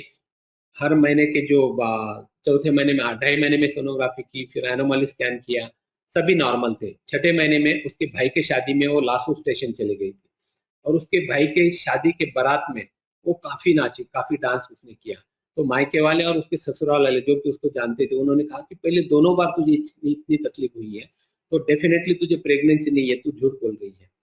और यदि एक आदमी कहता है, दो आदमी कहते हैं, तीन आदमी कहते हैं, 10-20 लोगों ने कहने के बाद में उसे भी मन में थोड़ा सा डाउट उत्पन्न हो, यार सही में पहले दोनों बार इतनी तकलीफ हुई और इस बार कुछ भी नहीं होती है, तो सही में प्रेगनेंसी है या नहीं है। शादी के बाद वो सीधी डायरेक्ट हॉस्पिटल आ गया और आने के बाद उसने वही प्रश्न मुझे किया, सर सही में मुझे प्रेगनेंसी है ना? हंसते हुए मैंने कहा, ये पेट तो अपने आप नहीं दिखेगा और इसके पहले भी 2-3 बार हमने सोनोग्राफी किए हैं। फिर भी उसके तसल्ली के लिए फिर से एक बार सोनोग्राफी करवाई, तो 3 वीक से ग्रोथ ज़्यादा आ गई। तो मैंने कहा देखो ग्रोथ 3 वीक से ज़्यादा है। और जब 9 मंथ कंप्लीट हुए तो शिवजी के जो गायनेकोलॉजिस्ट थे उनका मुझे फ़ोन आया कि आपकी वो पेशेंट लेबर पेन में आई है और पहले दोनों भी सेक्शन है और इस बार बच्चे की ओवर ग्रोथ है, तो सेक्शन ही करना पड़ेगा। तो मैंने कहा सर आप अंदर देखिए, शायद सिस्टर ने डिलीवरी की होगी।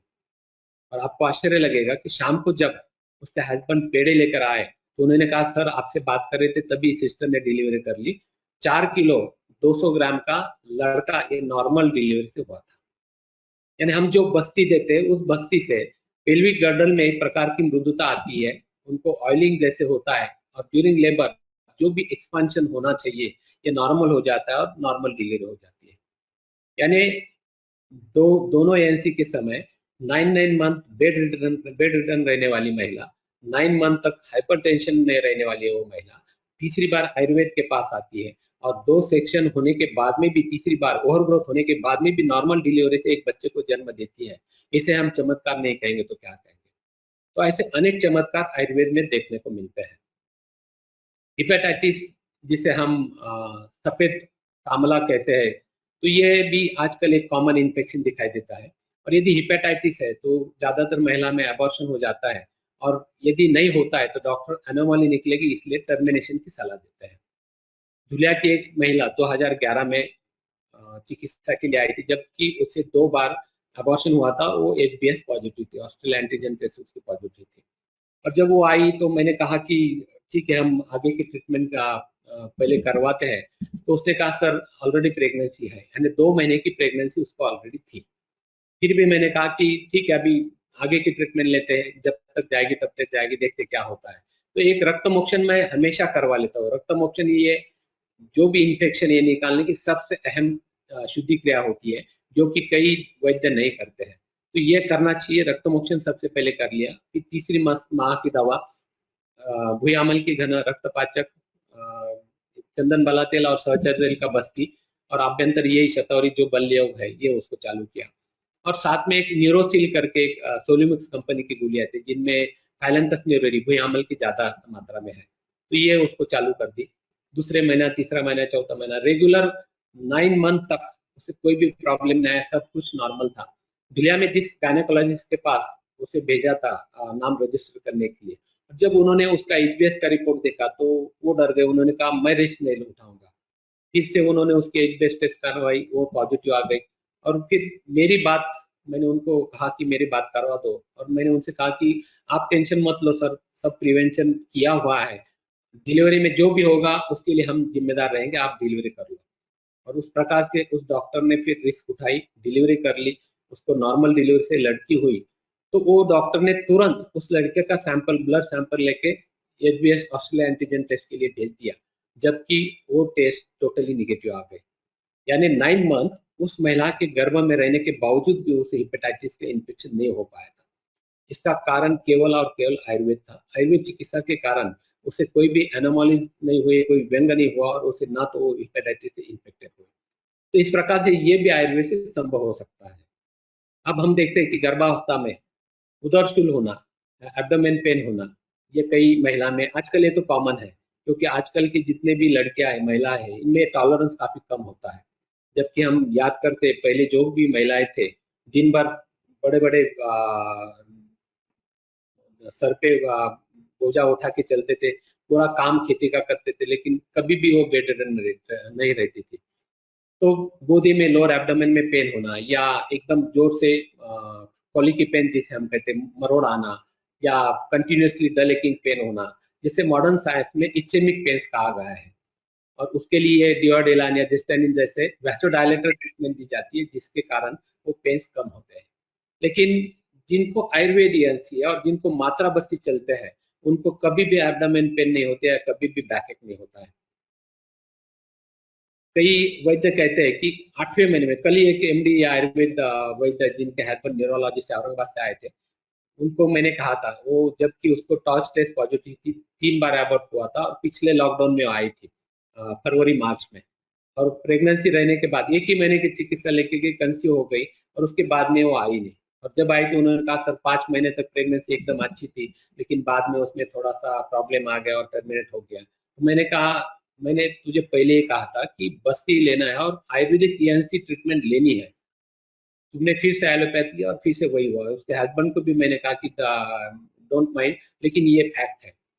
तो फिर उन्होंने कहा कि इस बार हम कुछ नहीं करेंगे, और उसको मैंने बस्ती के लिए बोला तो उसने यही प्रश्न मुझे किया था कि सर प्रेगनेंसी में बस्ती तो 9 मंथ में देते हैं। यानी इतना गलत फहमिया आयुर्वेद के बारे में हमारे वैद्यगण में है। तो इसी में भी मैंने उसको यही कहा था कि बस्ती जो लेते हैं उनको कभी भी एब्डोमेन पेन नहीं होते, कभी भी बैकएक नहीं होता है। और यदि किसी को एब्डोमेन पेन होते हैं और सरसों तेल का मात्रा बस्ती देते हो, तो तुरंत एब्डोमेन पेन बंद होते हुए दिखाई देते हैं। कई महिला ऐसी होती है कि जो पीएनसी चलती है और आने के बाद कहते हैं, जब चेक करने हम जाते हैं तो सर पेट में दर्द होता है या कमर में दर्द होता है, तो तुरंत मैं पूछता हूँ आप बस्ती नहीं लेती है? तो वो कहते हैं नहीं सर मैं बस्ती रेगुलर लेती हूँ। मैं उसको हाथ भी नहीं लगाता, मैं चेयर पे बैठ जाता और कहता हूँ कि आपने बस्ती नहीं ली है। और उसके हस्बैंड को मैं कहता हूँ यदि बस्ती लेंगे तो कभी भी एब्डोमेन पेन नहीं होगा, कभी भी कमर में दर्द नहीं होता, तुमने बस्ती नहीं ली है। और फिर वो एक दूसरे की तरफ देखते हैं और फिर हस्बैंड कहता है कि नहीं सर वो बस्ती नहीं लेती है। तो मैं हर पेशेंट को यही कहता हूँ, एक बार कोई भी दवा नहीं लेते हो तो भी चलेगा, लेकिन सिर्फ तुम बस्ती भी लेते हो तो भी तुम्हारी प्रेगनेंसी सेफ रहेगी। तो इस प्रकार से यदि बस्ती रहेगा तो एब्डोमेन पेन, बैकएक बिल्कुल नहीं होता है। ना तो किसी को एंटीस्पास्मोडिक लेने की जरूरत पड़ती है, ना तो किसी को जेस्टेनिन डिओडेलिन लेने की जरूरत पड़ती है, और ना ही किसी को सोना पड़ता है। अब कई प्रेगनेंसी में देखते हैं कि वोमिटिंग होते रहते हैं, जिनको मॉर्निंग सिकनेस कहते हैं। तो ये भी आजकल एक कॉमन प्रॉब्लम है। मैंने ऐसे कई महिलाएं देखी कि 9 मंथ तक उनको वोमिटिंग चलती रही और 9 मंथ तक वो आईवी फ्लूइड पे मेंटेन रही, लेकिन आयुर्वेद के पास नहीं आई। तो ये ऐसे महिला जब हिस्ट्री सुनते तो हंसी भी आती कि कितना ये पागलपन है। तो ऐसे केसेस में जो भी डॉक्सिनेट प्लस है या पायरोडोक्सिन है वगैरह, ये मॉडर्न की देते हैं और वो भी लेते हैं तो भी चलता है, लेकिन ये ज्यादातर एससीजी लेवल बढ़ने के कारण, हार्मोनल इम्बैलेंस होने के कारण ये नौसिया होता है। तो ऐसे समय में अदरक, और जिसे जिंजर हम कहते हैं, अदरक और खड़ी शक्कर यदि हम मुंह में रखते हैं तो इससे नौसिया कम हो जाता है। जो अग्निमंद होता है ये भी बढ़ जाता है और नौसिया अपने आप कम हो जाता है। ज्यादातर महिला को मैं आले पाक वड़ी करने के लिए बोलता हूँ, घर पे ही अदरक अदरक पीस कर उसमें खड़ी शक्कर से उसकी आलू आले पाक वड़ी यदि बनाते हैं, और जब भी नौसिया हो थोड़ा सा ले लेना है, और एम्प्टी स्टमक रहना नहीं, मॉर्निंग में अर्ली मॉर्निंग में ये लेके थोड़ा सा कुछ ना कुछ खाना है ताकि उसे नौसिया नहीं होता है। और कई बार स्वर्ण सूक्ष्मकर है या सिरप ओमिटैब है, या कुछ पेशेंट में मैंने वासा घृत 1 या 2 चम्मच खाली पेट दूध में देने के बाद में भी उनका नौसिया कम होते हुए देखा है। इस प्रकार से उल्टियां वगैरह नहीं होती और उसकी एएनसी स्मूथली चलती है। आजकल हम देखते हैं कि कहीं ईएनसी में ज्यादातर महिला में जेस्टेशनल डायबिटीज, जेस्टेशनल हाइपरटेंशन ये डायग्नोस होता है, और फिर एंटी हाइपरटेंसिव, एंटी डायबिटिक दवा चलती है, और प्रेगनेंसी डिलीवरी के बाद में कई में अपने आप नष्ट हो जाता है और कई में ये डायबिटीज या हाइपरटेंशन कंटिन्यू लगा रहता है। लेकिन मैं मेरे 33 ईयर के एक्सपीरियंस ये कहता हूँ कि जब आयुर्वेदिक ईएनसी हो तो किसी में भी ब्लड प्रेशर नहीं बढ़ता है, किसी में भी शुगर नहीं बढ़ती है। चैलेंज के साथ मैंने आज तक देखा है, सिर्फ एक पेशेंट मैंने अभी जस्ट 2 महीने पहले देखा, जो कि आयुर्वेदिक पदवीधर है, हैबिचुअल अबॉर्शन की केस थी, या और सेकेंडरी इनफर्टिलिटी थी। आयुर्वेद से टोटली एनसी नॉर्मल हुआ 7.5 में। तो ड्यू टू स्ट्रेस, उसका थोड़ा सा कोरोना में हस्बैंड काम करते डॉक्टर, तो ड्यू टू स्ट्रेस थोड़ी सी शुगर उसकी आई थी, जो कि सिंपल अमरी प्लस या डाइबिकॉन डीएस एक टैबलेट से वो नॉर्मल हो गई थी और नॉर्मल डिलीवरी हो गई थी। तो ज्यादातर ये जरूरत कभी नहीं पड़ती है। रक्तदाब की भी मैंने 4-5 ही पेशेंट देखे कि जो जेस्टेशनल हाइपरटेंशन उनमें था। पाथर्डी की एक महिला की जो 2 बार उसको जेस्टेशनल हाइपरटेंशन के कारण 8वें महीने में बच्चों की आईयूडी हो गई, इंट्रायूटेराइन डेथ हो गई, और फिर सीजर करके बच्चों को निकाला और उस महिला को बचाया था। तीसरी बार जब वो आई तो 2 महीने ऑलरेडी हो चुके थे। उसे फिर शुरुआत से स्वर्ण ब्राह्मी रात को एक गोली मैंने दे दी, कार्डिमैप जो कि महर्षि आयुर्वेद की आती है, वो एक गोली रात को शुरू कर दिया, और अपनी जो मासों मास चिकित्सा चलती रही, बस्ती चलती रही, और 8.5वें महीने में एक ही बार सिर्फ उसका 140/90 बीपी आया था। तो कंसर्निंग गायनेकोलॉजिस्ट को मैंने कहा कि आयुर्वेदिक ट्रीटमेंट है, तो उसने दोनों, वो भी आयुर्वेद पे बिलीव करता था, तो दोनों की कॉम्बिनेशन से फिर प्लान सीजर करके उसको लड़की हो गई। यानी सिर्फ 1 या 2 केसेस जो कि हम उंगलियों पे गिन सकते, इतने केसेस मैंने देखे कि जो डायबिटीज से या हाइपरटेंशन से सफर होते हैं। बीच में एक साउथ अफ्रीका से एक इंडियन लेडी जो साउथ अफ्रीका में रहती थी, नासिक में मायका उसका, वो आई थी, उसको यहीं से अपनी आयुर्वेद चलती रही, वहाँ पे नासिक में गायनेकोलॉजी से चेक करती रही, और उसने 2-3 बार कहा कि उन्होंने शुगर करने के लिए कहा। मैंने कहा मत करो, कोई निकलेगा नहीं, लेकिन फिर भी रिपोर्ट दिखाने पड़ती थी, इसलिए उसने किया। उन्होंने कहा नहीं नहीं तुमको शुगर निकलेगी, फिर जीटीटी करवाई, ग्लूकोज टॉलरेंस टेस्ट, उसमें भी कुछ नहीं आया, लेकिन हर महीने वो शुगर करती थी। आखिरकार मैंने उसको कहा कि आप उनको बोल दो आयुर्वेद चिकित्सा चालू है, कोई प्रॉब्लम नहीं आएगा, और उसको उसको आखिर तक कभी भी शुगर नहीं आई। हम प्रैक्टिस में ये भी देखते हैं कि कई बार गर्भजल कम होना, जिसे ऑलिगोहाइड्रोअम्नियोज कहते हैं, या गर्भजल बढ़ना, जिसे पॉलीहाइड्रोअम्नियोज कहते हैं, तो ये भी चिंतित करने वाली बात प्रेगनेंसी के चौथे या 7वें-8वें महीने में दिखाई देती है। ये एफआई, जिसे एमनियोटिक फ्लूइड इंडेक्स कहते हैं, जो कि 5 से 14 तक ये नॉर्मल रेंज होती है, और यदि उससे कम होता है, उससे ज्यादा होता है, तो ये समस्या का कारण होता है। और मॉडर्न में भी उसके लिए चिकित्सा इतनी एश्योर चिकित्सा नहीं है। लेकिन आयुर्वेद से यदि ऑलिगोहाइड्रोअम्नियोज है, तो अपनी जो खसखस आती है, खसखस को यदि हम पेस्ट बना लेते हैं और 1 कप दूध 1 कप नारियल पानी के साथ में वो मिला के सुबह में लेते हैं, तो डेफिनेटली ये गर्भजल जो एएफआई इंडेक्स ये बढ़ता है। हमारे कोपरगांव के एक ऑर्थोपेडिशियन जिन्होंने सेकंड प्रेगनेंसी में टोटल एएनसी आयुर्वेद से ली, और 8वें महीने में उनका एएफआई 23 आया था, पॉलीहाइड्रोअम्निया, पाव में स्वेलिंग आ गया, जबकि 7वें महीने तक कुछ नहीं था। उन्होंने कहा सर क्या करना है? मैंने कहा अब तक आयुर्वेद से ठीक करेंगे, तो उनको पुनर्नवासो और पुनर्नव घनवटी एक एक गोली 3 बार, ये 2-2 चम्मच 3 बार दिया, और 1 महीने के बाद फिर से जब 1 महीना भी नहीं, 20 या 21वें दिन के बाद में ही फिर से यूएसजी करवाई, तो ये इंडेक्स 12 आया था, यानी 23 से वो 12 तक फिर से आया था।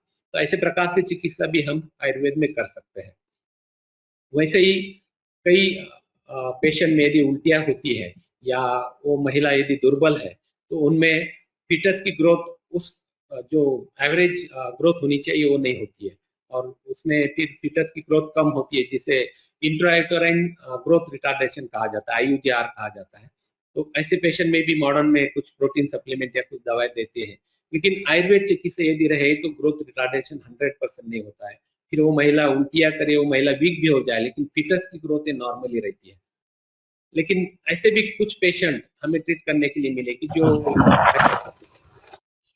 है 8वें या 9वें महीने में आए, पर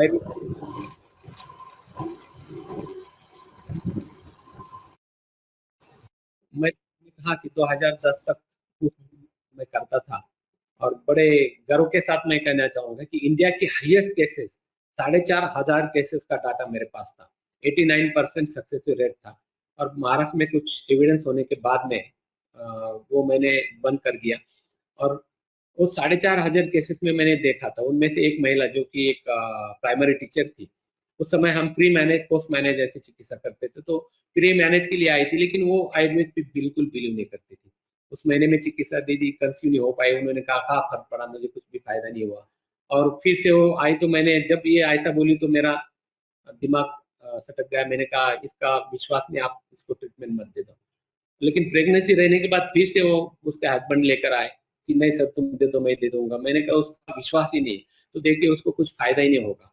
फिर भी उसने कहा, तो मैंने उनको उस समय ट्रीटमेंट दी थी, और वो उसके बाद में जो गायब हो गए, तो डायरेक्ट 7.5 7.5 महीने के बाद में वो शाम को 7:30 बजे मुझे कैमरे में, सिटी कैमरे में दिखे बाहर आए हुए। और फिर वो तो अंदर आए नहीं, उसके हस्बैंड पहले आए, क्योंकि उनको मैंने पहले ही कहा था कि उसको मेरे सामने लाना नहीं।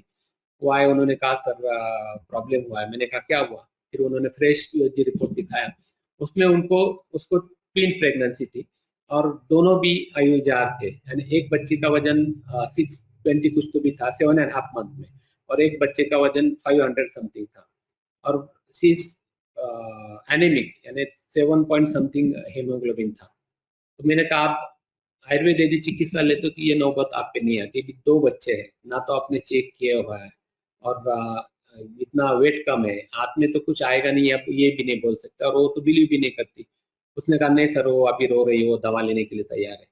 फिर वो भी अंदर आई और रोने लगी, सर आप कितनी भी कड़वी दवा दो मैं लूंगी, मेरी गलती हो गई। फिर उसको डेली अश्वबाला तेल का और चंदनबाला तेल का बस्ती लेने के लिए कहा। अभ्यंतर गर्भ चिंतामणि डिवाइन फार्मा की रात को एक गोली, बल्लेवटी, मासोनमास मासोनमास 2-2 गोली 3 बार मैंने दी। अभी 7.5वां महीना था, तो 8वें महीने की गोली 2-2 3 बार दे दी। बल्लेवटी 1-1 3 बार दे दी, लघुमालिनी 1-1 3 बार दे दी, और गर्भ चिंतामणि रात को एक गोली दे दी, प्रेग्यूटेरो सिरप, और अभ्यंतरीय सभी शतावरी अश्वगंधा, विदारी कंद, प्रवाह शंख, ताप्यादि, अनंत मूल हरित की ये कॉम्बिनेशन चलाया। और जब 1 महीने के बाद फिर से यूएसजी करवाई तो दोनों का भी वेट अबव 1 केजी हुआ था, और नॉर्मल डिलीवरी उसकी हुई, जबकि पहले दोनों भी सीजर थे। थर्ड टाइम ट्विंस प्रेगनेंसी थी, लेकिन डेली बस्ती लेने के कारण उसकी नॉर्मल डिलीवरी हो गई, और लड़के का वजन 1,680 हुआ था और लड़की का वजन 1,500 समथिंग था, यानी दोनों भी सर्वाइव हो गए। यानी सिर्फ 1.5 महीना आयुर्वेद को मिला, लेकिन उस 1.5 महीने में भी उसकी ग्रोथ प्रॉपर होके हाथ में उनको कुछ ना कुछ पॉजिटिव मिल गया। तो इस प्रकार से आयुजार के केसेस भी आयुर्वेद अच्छी तरह से हैंडल कर सकता है। अब प्रसूति उत्तर औषधि चिकित्सा या औषधि योजना, इसके बारे में हम देखते हैं। किसी भी महिला का यदि सीजर होता है या नॉर्मल डिलीवरी होती है, तो जो भी उधर स्नायु में जो शैथिल्य आता है या यूटेरस की जो भी ग्रोथ होती है, उसको नॉर्मलाइज करने के लिए कुछ एक्सरसाइज के साथ साथ में, पहले पट्टबंध रहता था पुराने जमाने में, बेल्ट बांधने के लिए वो सब साड़ी बांधते थे पहले महिलाएं, तो वो करते थे। तो इसके लिए फर्स्ट वीक में बाळन काढ़ा नंबर 1, सेकंड में बाळन काढ़ा नंबर 2 और थर्ड में बाळन काढ़ा नंबर 3 ये दिया जाता है। हम देखते हैं कि हमारे भारतीय संस्कृति में जो भी प्रथाएं थी, जो भी उपचार थे, वो सभी अर्थपूर्ण थे। पहले अब यदि हम देखते हैं कि यदि महिला किसी की लोग नॉर्मल डिलीवरी भी होती थी या सीजर भी होता था, तो घर में आने के बाद उसको डेली रात को शेक दिया जाता था, यानी उसकी कॉट के नीचे एक गमीले में आग जला के नीचे रखी जाती थी, ताकि उसको सिकाई हो जाए, स्वेदन हो जाए।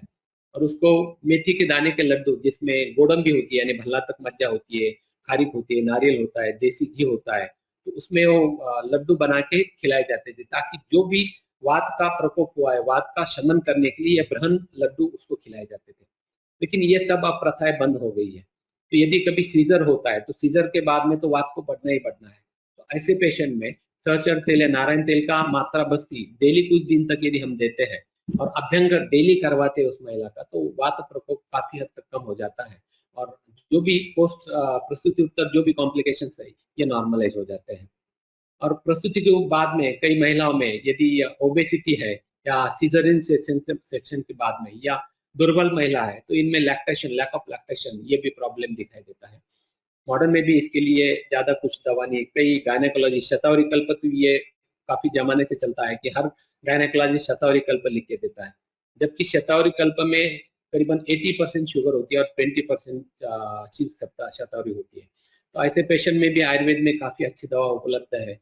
शतावरी कल्प है, शतावरेक्स है, गैलेक्टोन है, मेरीलैक्ट है, मॉमलैक्ट है, या लैक्टा है। ऐसे कई कंपनियों ने निकाला है, शतोजा है, लिमिरॉन है, और स्टिमुलैक्ट टैबलेट कैप्सूल है, लिप्टाडिन या एलासिन का कई दिनों से आती है टैबलेट, या दुग्धधारा है, या लैक्टा केयर कैप्सूल है। ऐसे कई मार्केट में ड्रग्स अवेलेबल है। शतावरी घनवटी है, या अश्वगंधा घनवटी है, या शतावरी अश्वगंधा विदारी कंद, ये कॉम्बिनेशन भी तुम दूध के साथ में देते हो, तो ये लैक्टेशन का प्रॉब्लम सॉल्व होता है। अभ्यंग से भी यदि दुर्बल है, तो वात का शमन होके फिर अग्निवर्धन होके फिर रस की उत्पत्ति, और फिर रस का जो उपधातु स्तन में बताया हुआ ये निर्मित होती है। तो इस प्रकार से ये सब प्रॉब्लम्स हम आयुर्वेद से अच्छी तरह से हैंडल कर सकते हैं। इन शॉर्ट, यदि हमने देखा कि बिफोर कंसेप्शन, एएनसी और पोस्ट डिलीवरी, पोस्ट लेबर, सबके आयुर्वेद में दी बेस्ट रेमेडी है। रही बात इनफर्टिलिटी की, यदि फीमेल इनफर्टिलिटी है, ट्यूबल ब्लॉक है, या पीसीओडी है, एनोवुलेटरी साइकिल है, या पीसीटी पॉजिटिव है, या मेल इनफर्टिलिटी में आदोस्पर्मिया है, या ओलिगोस्पर्मिया है, या एस्टेनोस्पर्मिया है, सभी में आयुर्वेद में दी बेस्ट रेमेडी है। अब रही बात इनफर्टिलिटी की भी हो गई, एनसी की भी हो गई, और रही बात फिर मैटरनिटी की। यदि आयुर्वेदिक की एनसी है और कंसर्निंग गायनेकोलॉजिस्ट यदि ऑनेस्ट है, तो नॉर्मल ही डिलीवरी होती है। इसलिए जितने भी सुनने वाले आप भी मुझे दिख रहे सभी काफी वेटरन है, तो यदि कोई महिला ये आयुर्वेद एनसी करती है तो, और मैटरनिटी होम चलाती है, और ये प्रामाणिकता से, क्योंकि हम लोग तो जबरन सीजर कभी नहीं करेंगे, तो प्रामाणिकता से यदि नॉर्मल डिलीवरी करते हैं और उसका यदि एक नाम बन जाए कि यहाँ पे नॉर्मली डिलीवरी होती है, तो मुझे नहीं लगता किसी भी एक्सपीरियंस गायनेकोलॉजिस्ट से ज्यादा पैसे वो कम पैसे वो कमा सकती है। उनसे डेफिनेटली वो ज्यादा पैसे कमाएगी। तो नॉर्मल डिलीवरी भी हो जाएगी। अगर यदि सीजर भी होता है तो तुम यदि एमएस किया हुआ है तो तुम सर्जरी भी कर सकते हो, लेकिन ऑनेस्टली नॉर्मली डिलीवरी होती है। तो जितने भी हमारे, एक दुर्भाग्य की बात है कि हमारे जितने भी गायनेकोलॉजिस्ट होते हैं एमएस आयुर्वेद गायनेक में करते हैं, लेकिन सब मॉडर्न प्रैक्टिस करते हैं। यदि वो आयुर्वेद चिकित्सा करे और आयुर्वेदिक गायनेकोलॉजिस्ट ये लॉन्च करे तो फिर मैटरनिटी होम भी उनका अच्छा चलेगा, और आयुर्वेद एएनसी तो दी बेस्ट है, कोई टेंशन का काम ही नहीं है। तो इस प्रकार से आयुर्वेद महिलाओं की, गर्भिणी की और प्रसूति उत्तर बच्चों की केयर ये उसी सुंदरता से करता है, ये उसी निगरानी से करता है। तो इस प्रकार से यदि हम आयुर्वेद चिकित्सा लेते हैं तो आगे आने वाली संतान ये सुदृढ़, IQ वाइज, हेल्थ वाइज एकदम अच्छी बनेगी, और हमारा भारत विश्व में सुजलाम सुफलाम और विश्व में नंबर 1 बन सकता है। और इसी के साथ फिर से एक बार मैं महेश और सारिका को मन से धन्यवाद देता हूँ, और आप सभी को इतने इंटरप्शन के बाद में भी आप डटे रहे, सुनने के लिए बैठे रहे, इसलिए आप सभी को मैं सलाम करता हूँ और मेरे वाणी को विराम देता हूँ। जय हिंद, जय महाराज, जय आयुर्वेद। नमो नमः। जय आयुर्वेद। आपको सुनते हुए गुरुवर्य ऐसे लग रहा था जैसे मानो सामने साक्षात श्री राम बैठे हैं, और ऐसा महसूस किया कि 3 बार विघ्न आने के बावजूद भी हर बार हंसकर प्रणाम करके उसी उत्साह से आपने मार्गदर्शन किया। पुनः आपको विनम्रता के साथ अभिवादन करती हूँ, और अगर समय की उपलब्धि है तो क्या कुछ प्रश्न आए हैं, हम ले सकते हैं? डेफिनेटली जी सर। सारिका, इसमें एक ने पूछा है कि फर्स्ट टाइम डिलीवरी सेक्शन थी, सेकंड बार भी डिलीवरी नॉर्मल हो सकती है क्या? तो मुझे यही समझ में नहीं आता, इतनी बार अभी कहा कि डिलीवरी यदि आयुर्वेद की है, ऐसे मैंने मेरे प्रैक्टिस में 7 पेशेंट ऐसे देखे कि पहले दोनों भी बार सीजरियन सेक्शन है और तीसरी बार ट्विंस प्रेगनेंसी है और आयुर्वेदिक की एनसी, फिर भी नॉर्मल डिलीवरी होते मैंने देखा है। यानी आयुर्वेद से कुछ भी संभव है, और यदि आयुर्वेद चिकित्सा तुम करते हो तो नॉर्मल ही डिलीवरी हो सकती है, सेक्शन की जरूरत ही नहीं है।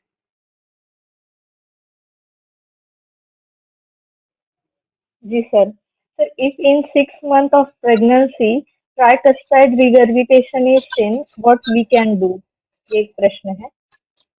तो कई बार ऐसे होता है कि फीटस में कार्डियक का, अभी जो मैंने सेरेब्रल इनसफिशिएंसी का कहा, या फीटल कार्डियक में यदि प्रॉब्लम है तो उस समय हम कुछ हृदय दवा उस महिला को यदि देते हैं तो ज्यादातर उन महिला में मैंने ये देखा है कि जिनका स्ट्रेसफुल लाइफ रहा हो, ऐसे कई महिला है कि जिनको प्रेगनेंसी में काफी मेंटली और फिजिकल टॉर्चर हुआ है और काफी स्ट्रेस रहा है, उन्हीं के बच्चे में ये प्रॉब्लम आता है। और यदि रहता है तो इनमें यदि हम हृदय दवा कुछ देते हैं, सूक्ष्म हृदयार्णव रस या सूक्ष्म त्रैलोक्य चिंतामणि रस, उस महिला में सूक्ष्म करके देना है। यानी 1 ग्राम त्रैलोक्य चिंतामणि, 10 ग्राम गिलोय सत्व या 10 ग्राम खड़ी शक्कर की पूड़, इसके 30 पूड़ी बनानी है और 1 पूड़ी व्यान काल में खाने के बाद में उस महिला को चूसने के लिए देना है। तो उसका इफेक्ट उस फीटस पे होता है। और यदि नहीं भी होता है तो पोस्ट यानी जन्म के बाद में डेफिनेटली हम ट्रीटमेंट करके उसे भी ठीक आयुर्वेद से कर सकते हैं। जी धन्यवाद। If renal hydronephrosis in fetus is still persisting post delivery, as no Ayurvedic ANC is done, now baby's age is 2 years, what can be done?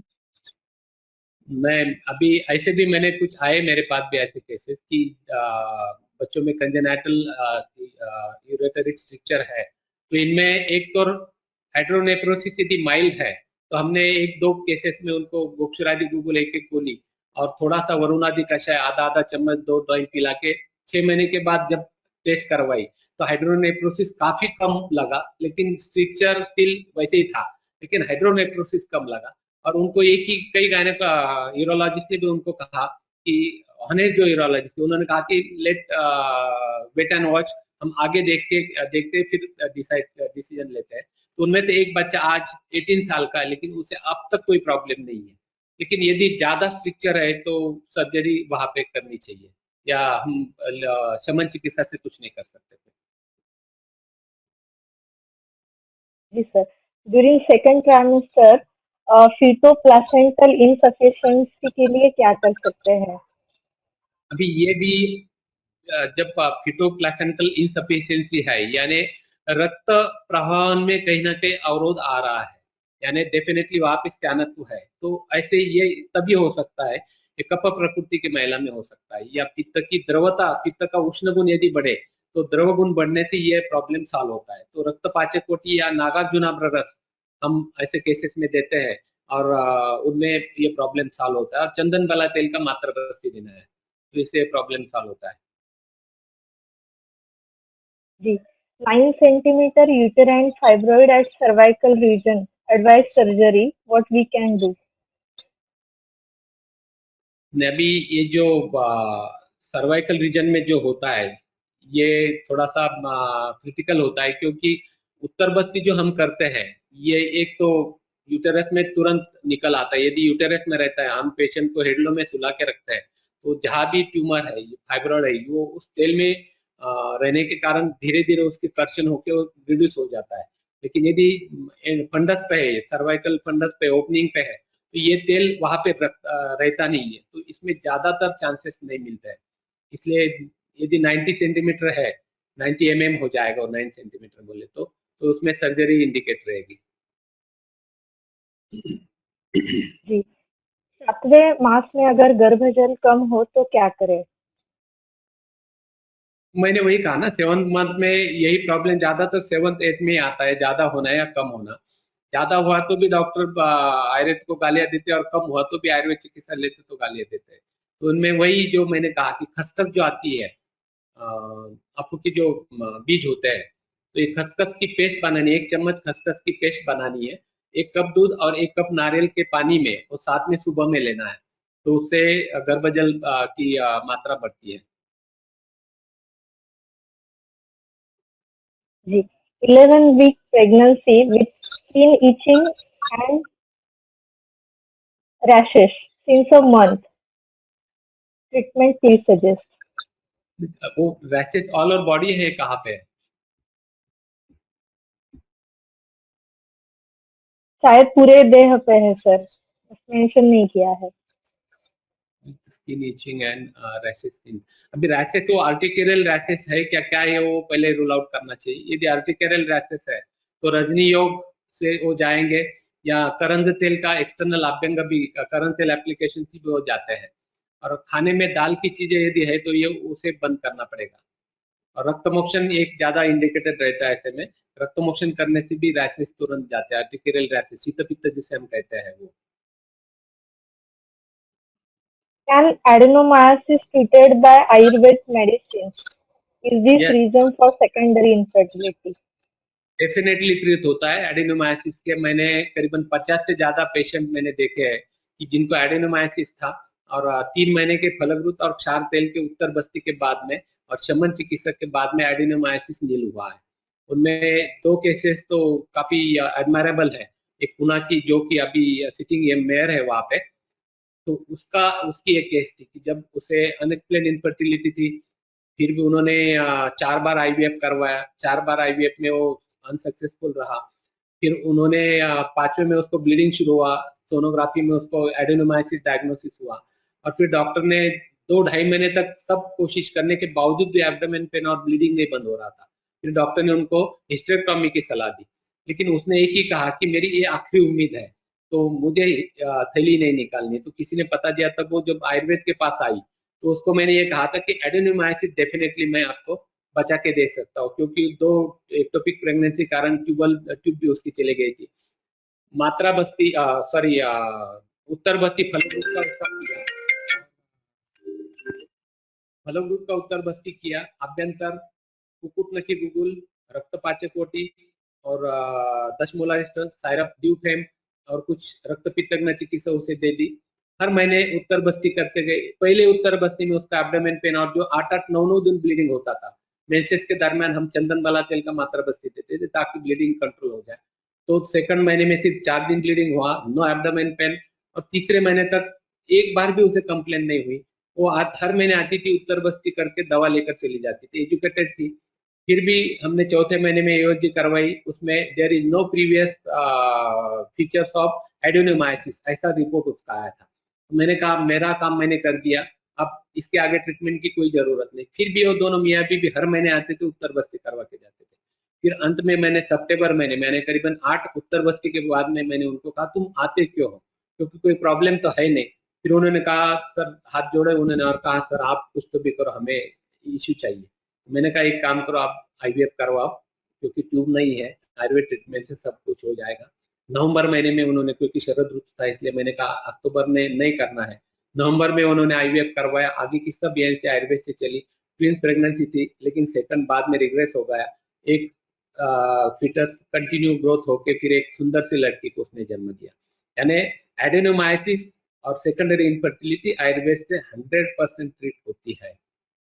Pregnancy period miss हुआ कि बस्ती शुरू करने, आखिर तक बस्ती लेना है। मैंने ऐसी भी एक लेडी देखी थी कि फर्स्ट महीने से उसने बस्ती शुरू की है, तो 9 मंथ तक नॉट अ सिंगल डे उसने बस्ती मिस किया। मैंने उसको कहा कि वीकली एक बार लेना है, लेकिन वो कहती थी सर मुझे अच्छा लगता है, मुझे कॉन्स्टिपेशन भी नहीं होता है, और उसने 9 मंथ तक बस्ती ली है। सरप्राइज की बात है, उसे लेबर पेन कब शुरू हुआ और कब डिलीवरी है उसे भी पता नहीं चला। यानी इतनी स्मूथली डिलीवरी, पेनलेस डिलीवरी उसकी हो गई थी। तो बस्ती शुरुआत से ही करना है। अभी एक रूपाली पाटिल का question, age with low AMH pregnancy possible है क्या? तो रूपाली जी, मैंने ऐसे कई केसेस देखे हैं कि एएमएच वैल्यू 0.01 यानी नहीं के बराबर है, फिर भी 2 ही महीने में प्रेगनेंसी रही हुई मैंने देखी है। तो एएमएच वैल्यू कम हो ज्यादा हो, यदि तुम आयुर्वेद के प्रोटोकॉल से जाते हो तो प्रेगनेंसी रहती है। फिलारिया इन प्रेगनेंसी। नहीं मैडम, ने पूछा कि मैंने मेरे 33 ईयर्स में आज तक प्रेगनेंसी में किसी को फाइलेरिया नहीं देखा है। और यदि फाइलेरिया आता भी है तो कफ वात चिकित्सा उसमें चलती है। अपने रूटीन जो चिकित्सा देते हैं वही चिकित्सा, सिर्फ उष्ण वीर्य चिकित्सा देनी नहीं है जो कि गर्भ को बाधा कर सके, बस इतना ध्यान में रखो। हर प्रकार के गूगल कॉन्ट्राइंडिकेटेड है फर्स्ट टाइम में, और उष्ण वीर्य दवा देना नहीं। फाइलेरिया तुम रूटीन जो चिकित्सा है वो कर सकते हो उसमें।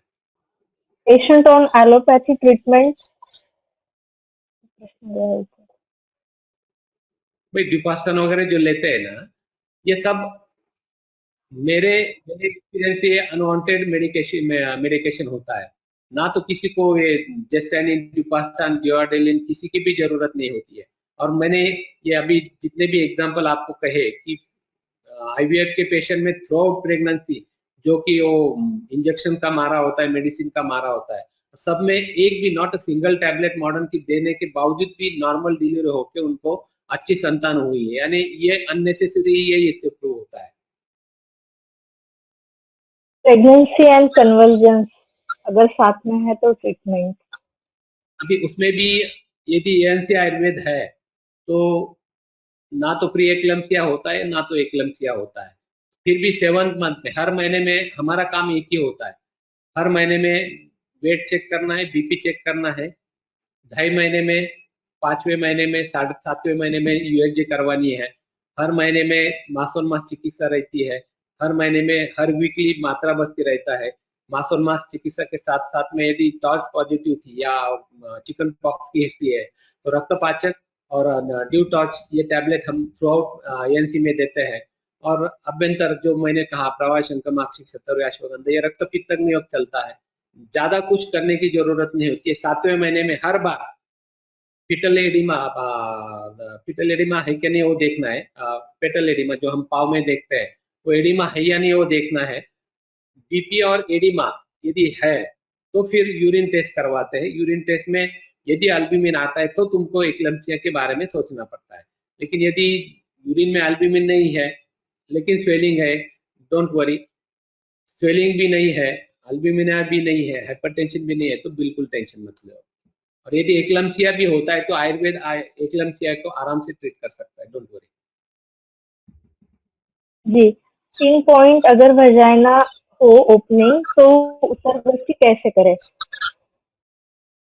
जहां से आर्तो बाहर आ सकता है तो वहां में तुम आईओआई कैनुला से उत्तर बस्ती आराम से कर सकते हो। पिन पॉइंट हो या कुछ भी हो उसमें या उत्तर बस्ती करना पॉसिबल है तो आईओआई कैनुला इस्तेमाल करो, उत्तर बस्ती कर सकते हो। एंडोमेट्रियोसिस का विचार कैसे करें? एंडोमेट्रियोसिस में ये उदावत की चिकित्सा उसमें करनी पड़ती है, इसलिए योग बस्ती क्रम करना है। और जो एक्सेसिव ग्रोथ वहां पे हुई है उसके लिए घृत कुमारी या क्षार काशिस तेल का उत्तर बस्ती, कुकुटनखी गुगुल यदि कप प्रकृति के है तो फिर त्रिफला गुगुल या कांचनार गुगुल, थोड़ा सा लेखन बल प्लस लेखन ये चिकित्सा उसमें अपेक्षित होती है। लेकिन उत्तर बस्ती इंपॉर्टेंट होता है जिसमें क्षार काशिस तेल या घृत कुमारी तेल या दोनों मिक्स, फलक घृत भी लेना है, घृत कुमारी तेल भी लेना है। और एवरी मंथ एक ही उत्तर बस्ती सफिशिएंट होता है। जी sir. 7-year baby first issue है but now ovarian cyst and now secondary infertility diagnosed. What to do? Secondary infertility causes कॉजेस, पहले अभी ओवरियन सिस्ट है तो तुम्हारा ओवुलेशन होता है कि नहीं ये पहले देख लो। यदि ओवुलेशन नॉर्मल हो रहा है तो एक बार हस्बैंड का सीमेन एनालिसिस देख लो, क्योंकि आजकल ड्यू टू स्ट्रेस और कोविड की यदि हिस्ट्री है तो मैंने आजोस्पर्म में 0 काउंट होते हुए देखा है। तो एक बार सीमेन एनालिसिस करके देख लो। और ओवरियन सिस्ट के लिए कुछ भी नहीं, सिंपल सहचर तेल का मात्रा बस्ती 1 महीना कंटिन्यूसली ले लो, साथ में कुछ चंद्रप्रभा शिलाजत्वादी ओटी 10 मोलर तेल ले लो, ओवरियन सिस्ट रिग्रेस हो जाता है। Treatment for endometrial polyp. Endometrial polyp ये भी एक प्रकार का आर्ष ही है। तो जितने भी आर्ष है उस सब में काशिस तेल का उपयोग बताया हुआ है। तो पॉलिप में हम काशिस और क्षार तेल इसका उत्तर बस्ती हर महीने में 2 या 3 करवाते हैं, तो 2-3 के बाद में काफी पॉलिप कम होते हुए दिखाई देते हैं। और यदि किसी को पॉलिप भी है तो प्रेगनेंसी रहने में दिक्कत नहीं होती, क्योंकि पॉलिप होते हुए भी प्रेगनेंसी रहे हुए 7-8 केसेस मैंने देखे हैं। PIH के लिए ट्रीटमेंट और PPH भी आफ्टर डिलीवरी। अभी पीपीएच बोले तो पोस्टमार्टम हेमोरेज जो होता है तो ये अधोक रक्त प्रदर समझ के उसको ट्रीटमेंट करना है। तो एक तो पहले रेसिडुअल कुछ है क्या नहीं ये पहले कंफर्म करना है सोनोग्राफी से। रेसिडुअल कुछ यूटेरस में है तो इट शुड बी रिमूव, क्योंकि जब तक वो नहीं निकालते तब तक ब्लीडिंग स्टॉप नहीं होता है। तो वो यदि नहीं है तो चंदन बला तेल का 50 या 100 ml का मात्रा बस्ती रात को दे दो। आयुर्वेद में काफी हेमोस्टेटिक है, फिर लोब्रा 100 है, एमिस्टॉप जी है, स्टिप्लॉन है या आयापॉन है, ऐसे जितने भी है, या नाचने का सत्व है, ये तुम देते हो तो पीपीएच ब्लीडिंग स्टॉप हो जाता है। और उससे भी नहीं रुका तो वासा घृत एक 4-4 चम्मच सुबह शाम आधे कप गर्म दूध में दे दो, ब्लीडिंग बंद होता है। जी, 40 years age with low AMH pregnancy possible है क्या? है ना, मैंने अभी बताया 0.01 का हुआ था।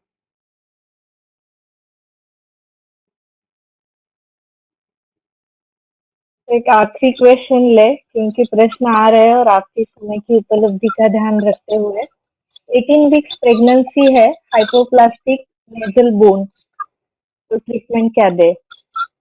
18 वीक्स प्रेगनेंसी यदि है तो हाइपोप्लास्टिक नेजल बोन बोले तो थोड़ा सा अस्थि मज्जा का विचार आता है। तो ऐसी स्थिति में अस्थि मज्जा पाचक देखकर देखना चाहिए। आज तक तो मेरे पास ऐसे केस नहीं है, इसलिए मैं एश्योरेंस के साथ नहीं बोल पाऊंगा, लेकिन अस्थि मज्जा पाचक देखकर कुछ इंप्रूवमेंट होती या नहीं होती देखना चाहिए। अनुवासन मस्ट बी फॉर उत्तर बस्ती, तो देना है तो दे सकते हैं, लेकिन अनुवासन नहीं देना है, क्योंकि अनुवासन ये रात को सोते समय दिया जाता है खाने के बाद में, और उत्तर बस्ती तुम दिन में करते हो या शाम को करते हो। तो उत्तर बस्ती यदि करते हो तो रात को घर पे पेशेंट को अनुवासन लेने के लिए कह सकते हो, लेकिन नीरो बस्ती यदि जरूरत हो तो दे सकते हैं, लेकिन देना ही चाहिए ऐसे कुछ रूल नहीं है। सर लेने हैं प्रश्न, रुकना है आपके लिए। आपके ऊपर, मैं तो रेडी हूँ। ठीक है सर। 2 सेंटीमीटर हाइपोप्लास्टिक यूटेरस में उत्तर बस्ती हो सकती है क्या? अभी लवीना ने भी ऐसे पेशेंट देखे, उसने खुद मेरे यहाँ हाइपोप्लास्टिक यूटेरस से उत्तर बस्ती भी किए है पेशेंट के। अभी लवीना जो आरएम की स्टूडेंट रह चुकी है मेरे, जिसने प्रश्न पूछा है ये, तो हाइपोप्लास्टिक यूटेरस में उत्तर बस्ती अनमैरिड होते हुए भी हमने दिया है, क्योंकि यदि उसका फ्यूचर अंधकार में है तो उत्तर बस्ती एक ही मार्ग है कि जो मूर्त अमूर्त फूल को मूर्त स्वरूप दे सकता है। तो आभ्यंतर जितने भी बल्ले चिकित्सा उसके साथ साथ में उत्तर बस्ती जरूरी होता है। Bleeding start in 3 month of ANC. तो पहले यूएसजी करवाओ, यूएसजी में क्या फीचर्स आते, क्या प्रॉब्लम आता है ये देखो। यदि एवरीथिंग इज नॉर्मल तो चंदन बाला तेल का मात्रा बस्ती दे दो, बस्ती या से ही ब्लीडिंग बंद हो जाता है।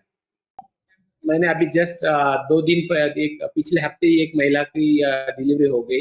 3 अबॉर्शन उसके हो चुके थे और नासिक के ओपीडी में वो 2.5 मंथ के प्रेगनेंसी में आई थी और उसको प्रोफ्यूज ब्लीडिंग हो रहा था उस समय, और डॉक्टर ने कहा था कि अभी टर्मिनेट करना पड़ेगा, ब्लीडिंग नहीं बंद हो रहा है। तो मैंने उसको चंदन बाला का बस्ती दे दिया, कुछ ट्रीटमेंट दे दी, दूसरे दिन ब्लीडिंग बंद हो गया। सोनोग्राफी कर ली, फिटल पोल थे, मैंने कहा वेट एंड वॉच और कंटिन्यू ट्रीटमेंट। उसको करीबन चौथे महीने में एक बार ब्लीडिंग हुआ, 6 महीने में एक बार ब्लीडिंग हुआ, हर बार सोनोग्राफी में ऑस्क्लोज था, वो एक्स्ट्रा कोरियोनिक ब्लीडिंग जो बोलते हैं वो होता था उसको, लेकिन आगे स्मूथली होके उसने एक पुत्री को जन्म दिया। यानी ब्लीडिंग हुआ और यदि फिटल पोल ठीक है, फिटस ठीक है, तो डोंट वरी, आप बस्ती से काम चला सकते हो। प्रोजेस्टेरॉन लेवल कम है तो क्या ट्रीटमेंट देनी है? अभी ये प्रोजेस्टेरॉन, एस्ट्रोजन, ये जो भी एंडोक्राइन में आता है, तो इसके लिए ऐसे सेपरेट ऐसे कुछ नहीं कि ये लेवल कम हो गया इसलिए ये गोली दी जाए, ऐसा नहीं रहता है। अपना रस त्रिदोष या सप्त धातु का विचार जो है, अपना फिजियोलॉजी ये त्रिदोष पे डिपेंड है, तो उसके हिसाब से जाना है और उसके हिसाब से यदि हम चिकित्सा करते तो जो भी इम्बैलेंस है, फिर प्रोजेस्टेरॉन का हो, एस्ट्रोजन का हो, एलएच का हो, एफएसएच का हो, वहां पे तुमको आउटपुट दिखता है। यानी ये सब वैल्यूज नॉर्मल हुए बगैर तो ये होगा नहीं, ये प्रूव होता है इससे। इसलिए स्पेसिफिक ऐसे प्रोजेस्टेरॉन कम हुआ इसलिए क्या देना है ये नहीं कर सकते। Hello, 3rd degree placenta praevia in 2nd trimester क्या कर सकते हैं? कि मैंने ऐसे भी पेशेंट देखे हैं, मैंने शुरुआत में भी कहा है कि पुराने जमाने में कोई भी महिला काम छोड़ के सोई हुई है ऐसा कभी नहीं दिखता था, और मॉडर्न में आजकल यदि तुम 100 एएनसी देखते तो उनमें से 50 को बेड रेस्ट ये एडवाइस किया रहता है डॉक्टर ने, कॉट से नीचे उतरना नहीं, कंप्लीट बेड रेस्ट। लेकिन मैंने ऐसे भी पेशेंट देखे कि आयुर्वेद एएनसी है, लो लाइन प्लेसेंटा है, और लो लाइन प्लेसेंटा होने के बावजूद भी डॉक्टर ने उनको सिरोड पर स्टिच डालने के लिए कहा है, सर्वाइकल स्टिच डालने के लिए कहा है, मैंने नहीं डालने दी है। बस्ती और आयुर्वेदिक चिकित्सा से नॉर्मल डिलीवरी हुई, थोड़ा सा ब्लीडिंग हुआ मैं डिलीवरी में, लेकिन कोई प्रॉब्लम नहीं आया।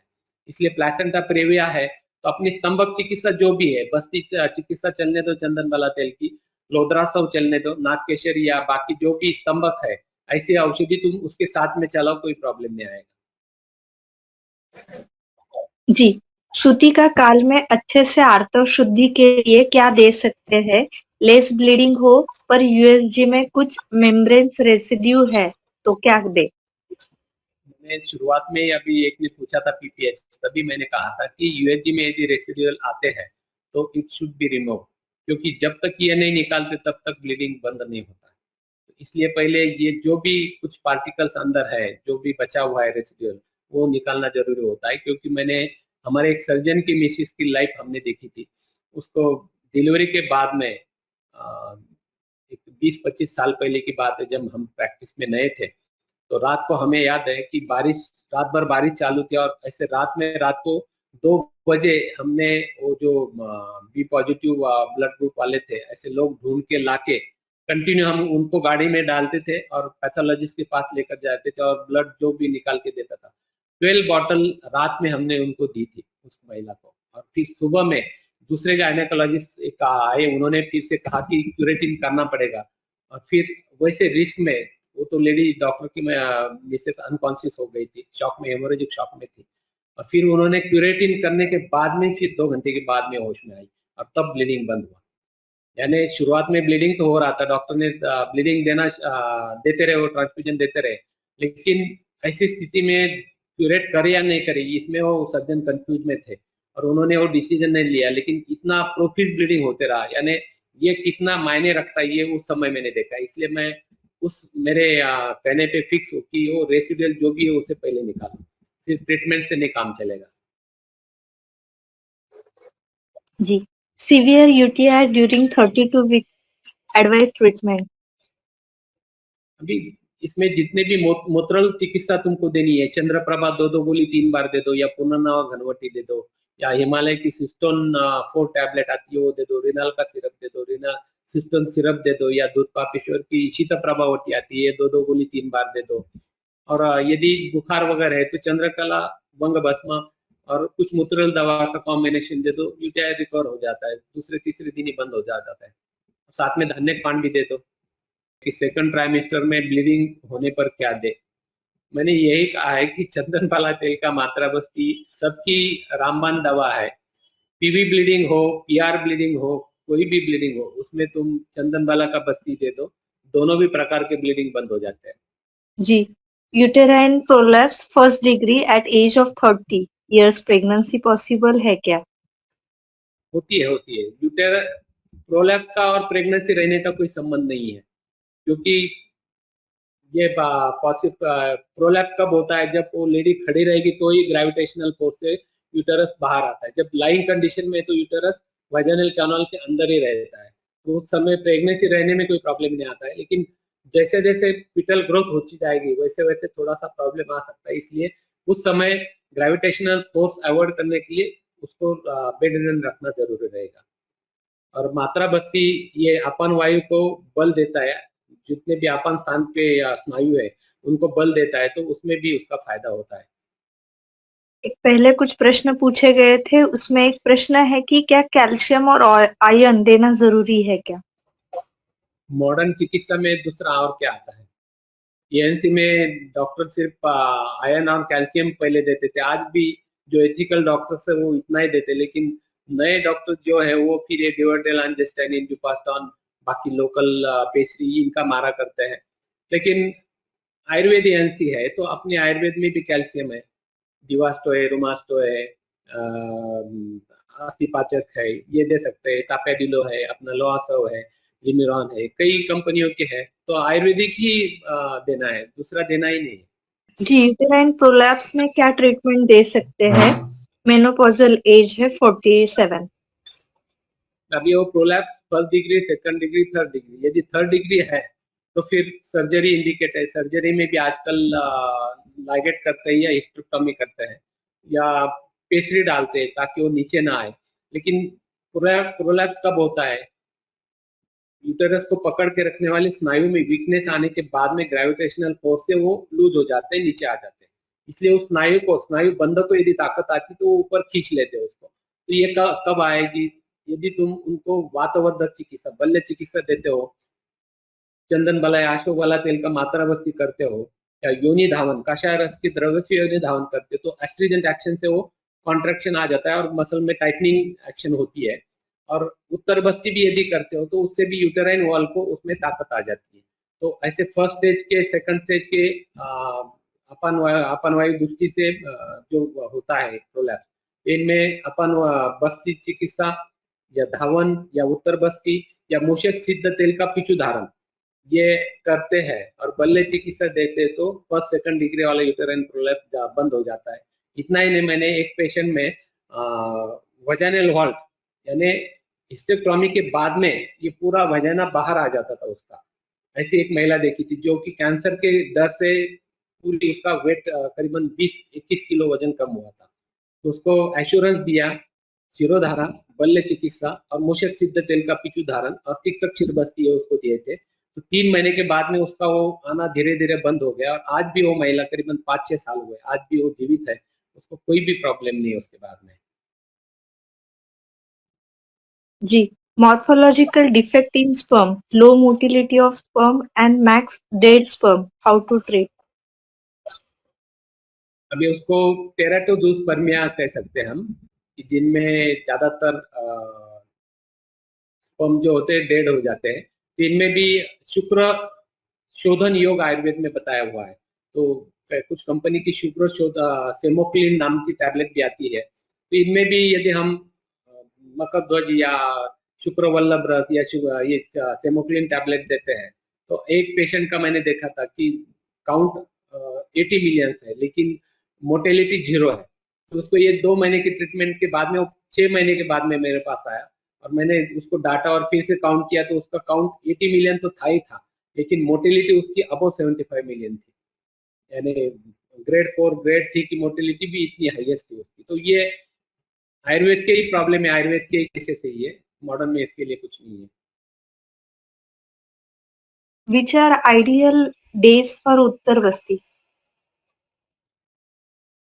उत्तर बस्ती यूटेराइन जो एक्सटर्नल ऑरिफिस बंद होने से पहले करना है, यानी 10वें दिन तक करना है।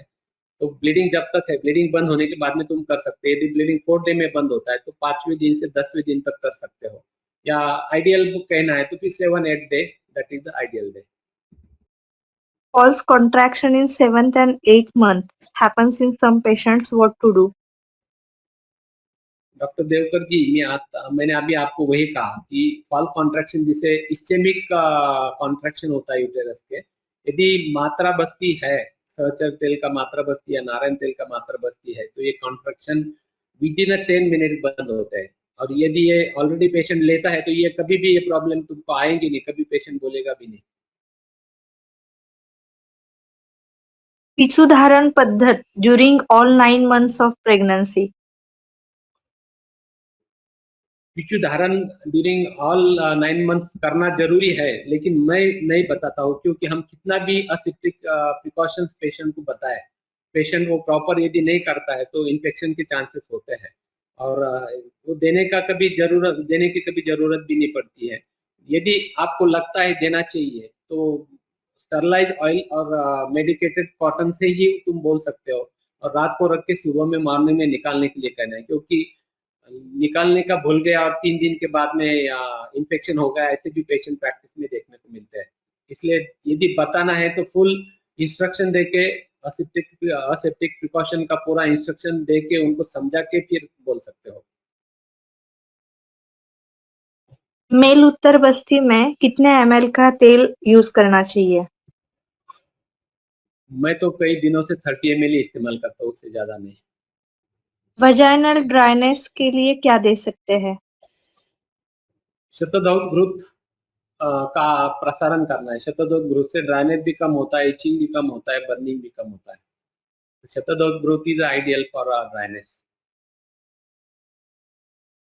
प्रेगनेंसी के लास्ट मंथ में स्वर्णमालिनी वसंत रस दे सकते हैं क्या? Low amniotic fluid and high BP इस कंडीशन में। नहीं नहीं, देने में कोई दिक्कत नहीं है। स्वर्णमालिनी तुम वैसे भी दे सकते हो या सूक्ष्म करके भी दे सकते हो, और एमनियोटिक फ्लूइड कम है तो जो मैंने ट्रीटमेंट बताई वो तुम कर सकते हो। और यदि बीपी ज्यादा है तो उसमें भी सर्पगंधा घनवटी है या जटामांसी घनवटी है, अबाना है, या नॉर्मैक्ट है, कार्डिमैप है, कार्डियोकाम है, कई कंपनियों के मार्केट में ड्रग्स अवेलेबल है, उससे भी बीपी कम होता है।